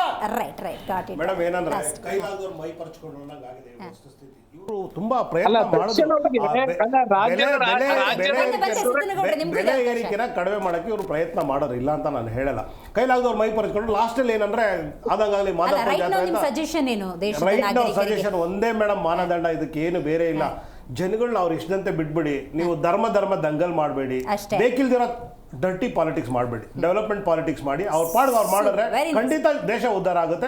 ಈ ಕೊಮ್ಮು ಗಂದಲ ನಿಲ್ಲಿಸ್ಬಿಡ್ಬೇಕು ಮೊದಲನೇ. ಸಿದ್ದನಗೌಡ್ರೆ ಲಾಸ್ಟ್ ಪಾಯಿಂಟ್ ಕ್ವಿಕ್ ಆಗಿ ಹೇಳಿ, ನಿಮ್ ಸಲಹೆ ಟೈಮಲ್ಲಿ ಅಂತ ಕ್ವಿಕ್ ಆಗಿ, ಸಮಯ ಬಹಳ ಕಮ್ಮಿ ಇದೆ. ಇಲ್ಲ, ದೇಶ ಗಂಭೀರತೆ ಒಳಗಡೆ ಇದ್ದಾಗ ಮತ್ತು ಜಗತ್ತಿನೊಳಗಡೆ ಅನೇಕ ಕಷ್ಟಕರವಾಗಿರ್ತಕ್ಕಂಥ ಸಂದರ್ಭಗಳು ಬಂದಾಗ ನಾವು ಪಕ್ಷದ ವಿರೋಧ ಪಕ್ಷ ಅನ್ನುವಂತ ಮನೋಭಾವನೆಯನ್ನು ಒಳ್ಳಾರದೆ ದೇಶ ಗಂಭೀರತೆ ಇದ್ದಾಗ, ಯಾವ ರೀತಿಯಾಗಿ ವಾಜಪೇಯಿ ಅವರು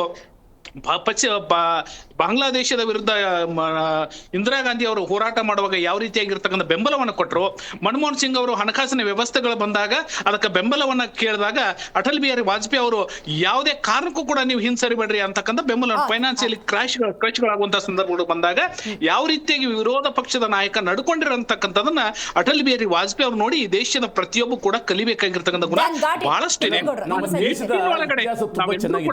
ನಮ್ಮ ಮಿತ್ರ ಹೇಳಿದಾಗೆ ಕಾಂಗ್ರೆಸ್ ಯಾವುದೇ ಸಂದರ್ಭದಲ್ಲಿ ವಿರೋಧ ಪಕ್ಷಗಳ ಒಂದು ಇದು ಬೆಂಬಲವನ್ನು ಕೇಳಿದಾಗ ಅವರು ನಮ್ಮ ದೇಶದ ಒಳಿತಿಗೋಸ್ಕರ ನಮ್ಮ ದೇಶಕ್ಕೋಸ್ಕರ ಕೊಟ್ಟಿದ್ದಾರೆ.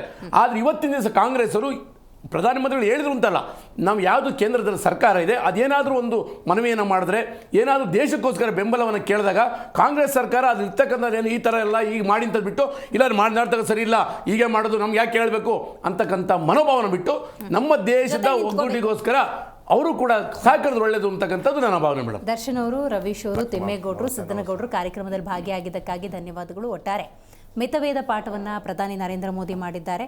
ಒಂದಷ್ಟು ಟೀಕೆ ಟಿಪ್ಪಣಿ ವ್ಯಕ್ತವಾಗಿದೆ. ಸಂದಿಗ್ಧತೆ ಇದ್ದಾಗ ಕೈ ಜೋಡಿಸೋದು ಪ್ರತಿಯೊಬ್ಬ ನಾಗರಿಕನ ಕರ್ತವ್ಯ. ಆ ನಿಟ್ಟಿನಲ್ಲಿ ಮಿತವ್ಯಯ ಅಂದಾಗ ಕೇವಲ ಯುದ್ಧದ ಸಂದರ್ಭ ಅಲ್ಲ, ಲೈಫ್ ಟೈಮಲ್ಲಿರಲಿ ಒಳ್ಳೆಯದಾಗುತ್ತೆ. ಜೊತೆಗೆ ಕಾಂಗ್ರೆಸ್ಸೇ ಆಗಲಿ, BJP ಆಗಲಿ, JDS ಆಗಲಿ, AAP ಆಗಲಿ, ರವೀಶ್ ಅವ್ರ ಮಾತನ್ನು ನಾನು ತಗೋತಾ ಇದ್ದೀನಿ, ಡರ್ಟಿ ಪಾಲಿಟಿಕ್ಸ್ ಬೇಡ, ಡೆವಲಪ್ಮೆಂಟ್ ಇರುವಂತಹ ಪಾಲಿಟಿಕ್ಸ್ನ ನೀವು ಮಾಡಿ ಅಂತ ಹೇಳ್ತೀವಿ. ಇವತ್ತಿನ ಕಾರ್ಯಕ್ರಮ ಮುಗಿಸೋಣ. ನೋಡ್ತಾ ಇರಿ ಜೀ ಕನ್ನಡ ನ್ಯೂಸ್, ಸತ್ಯವೇ ಸುದ್ದಿಯ ಜೀವಾಳ.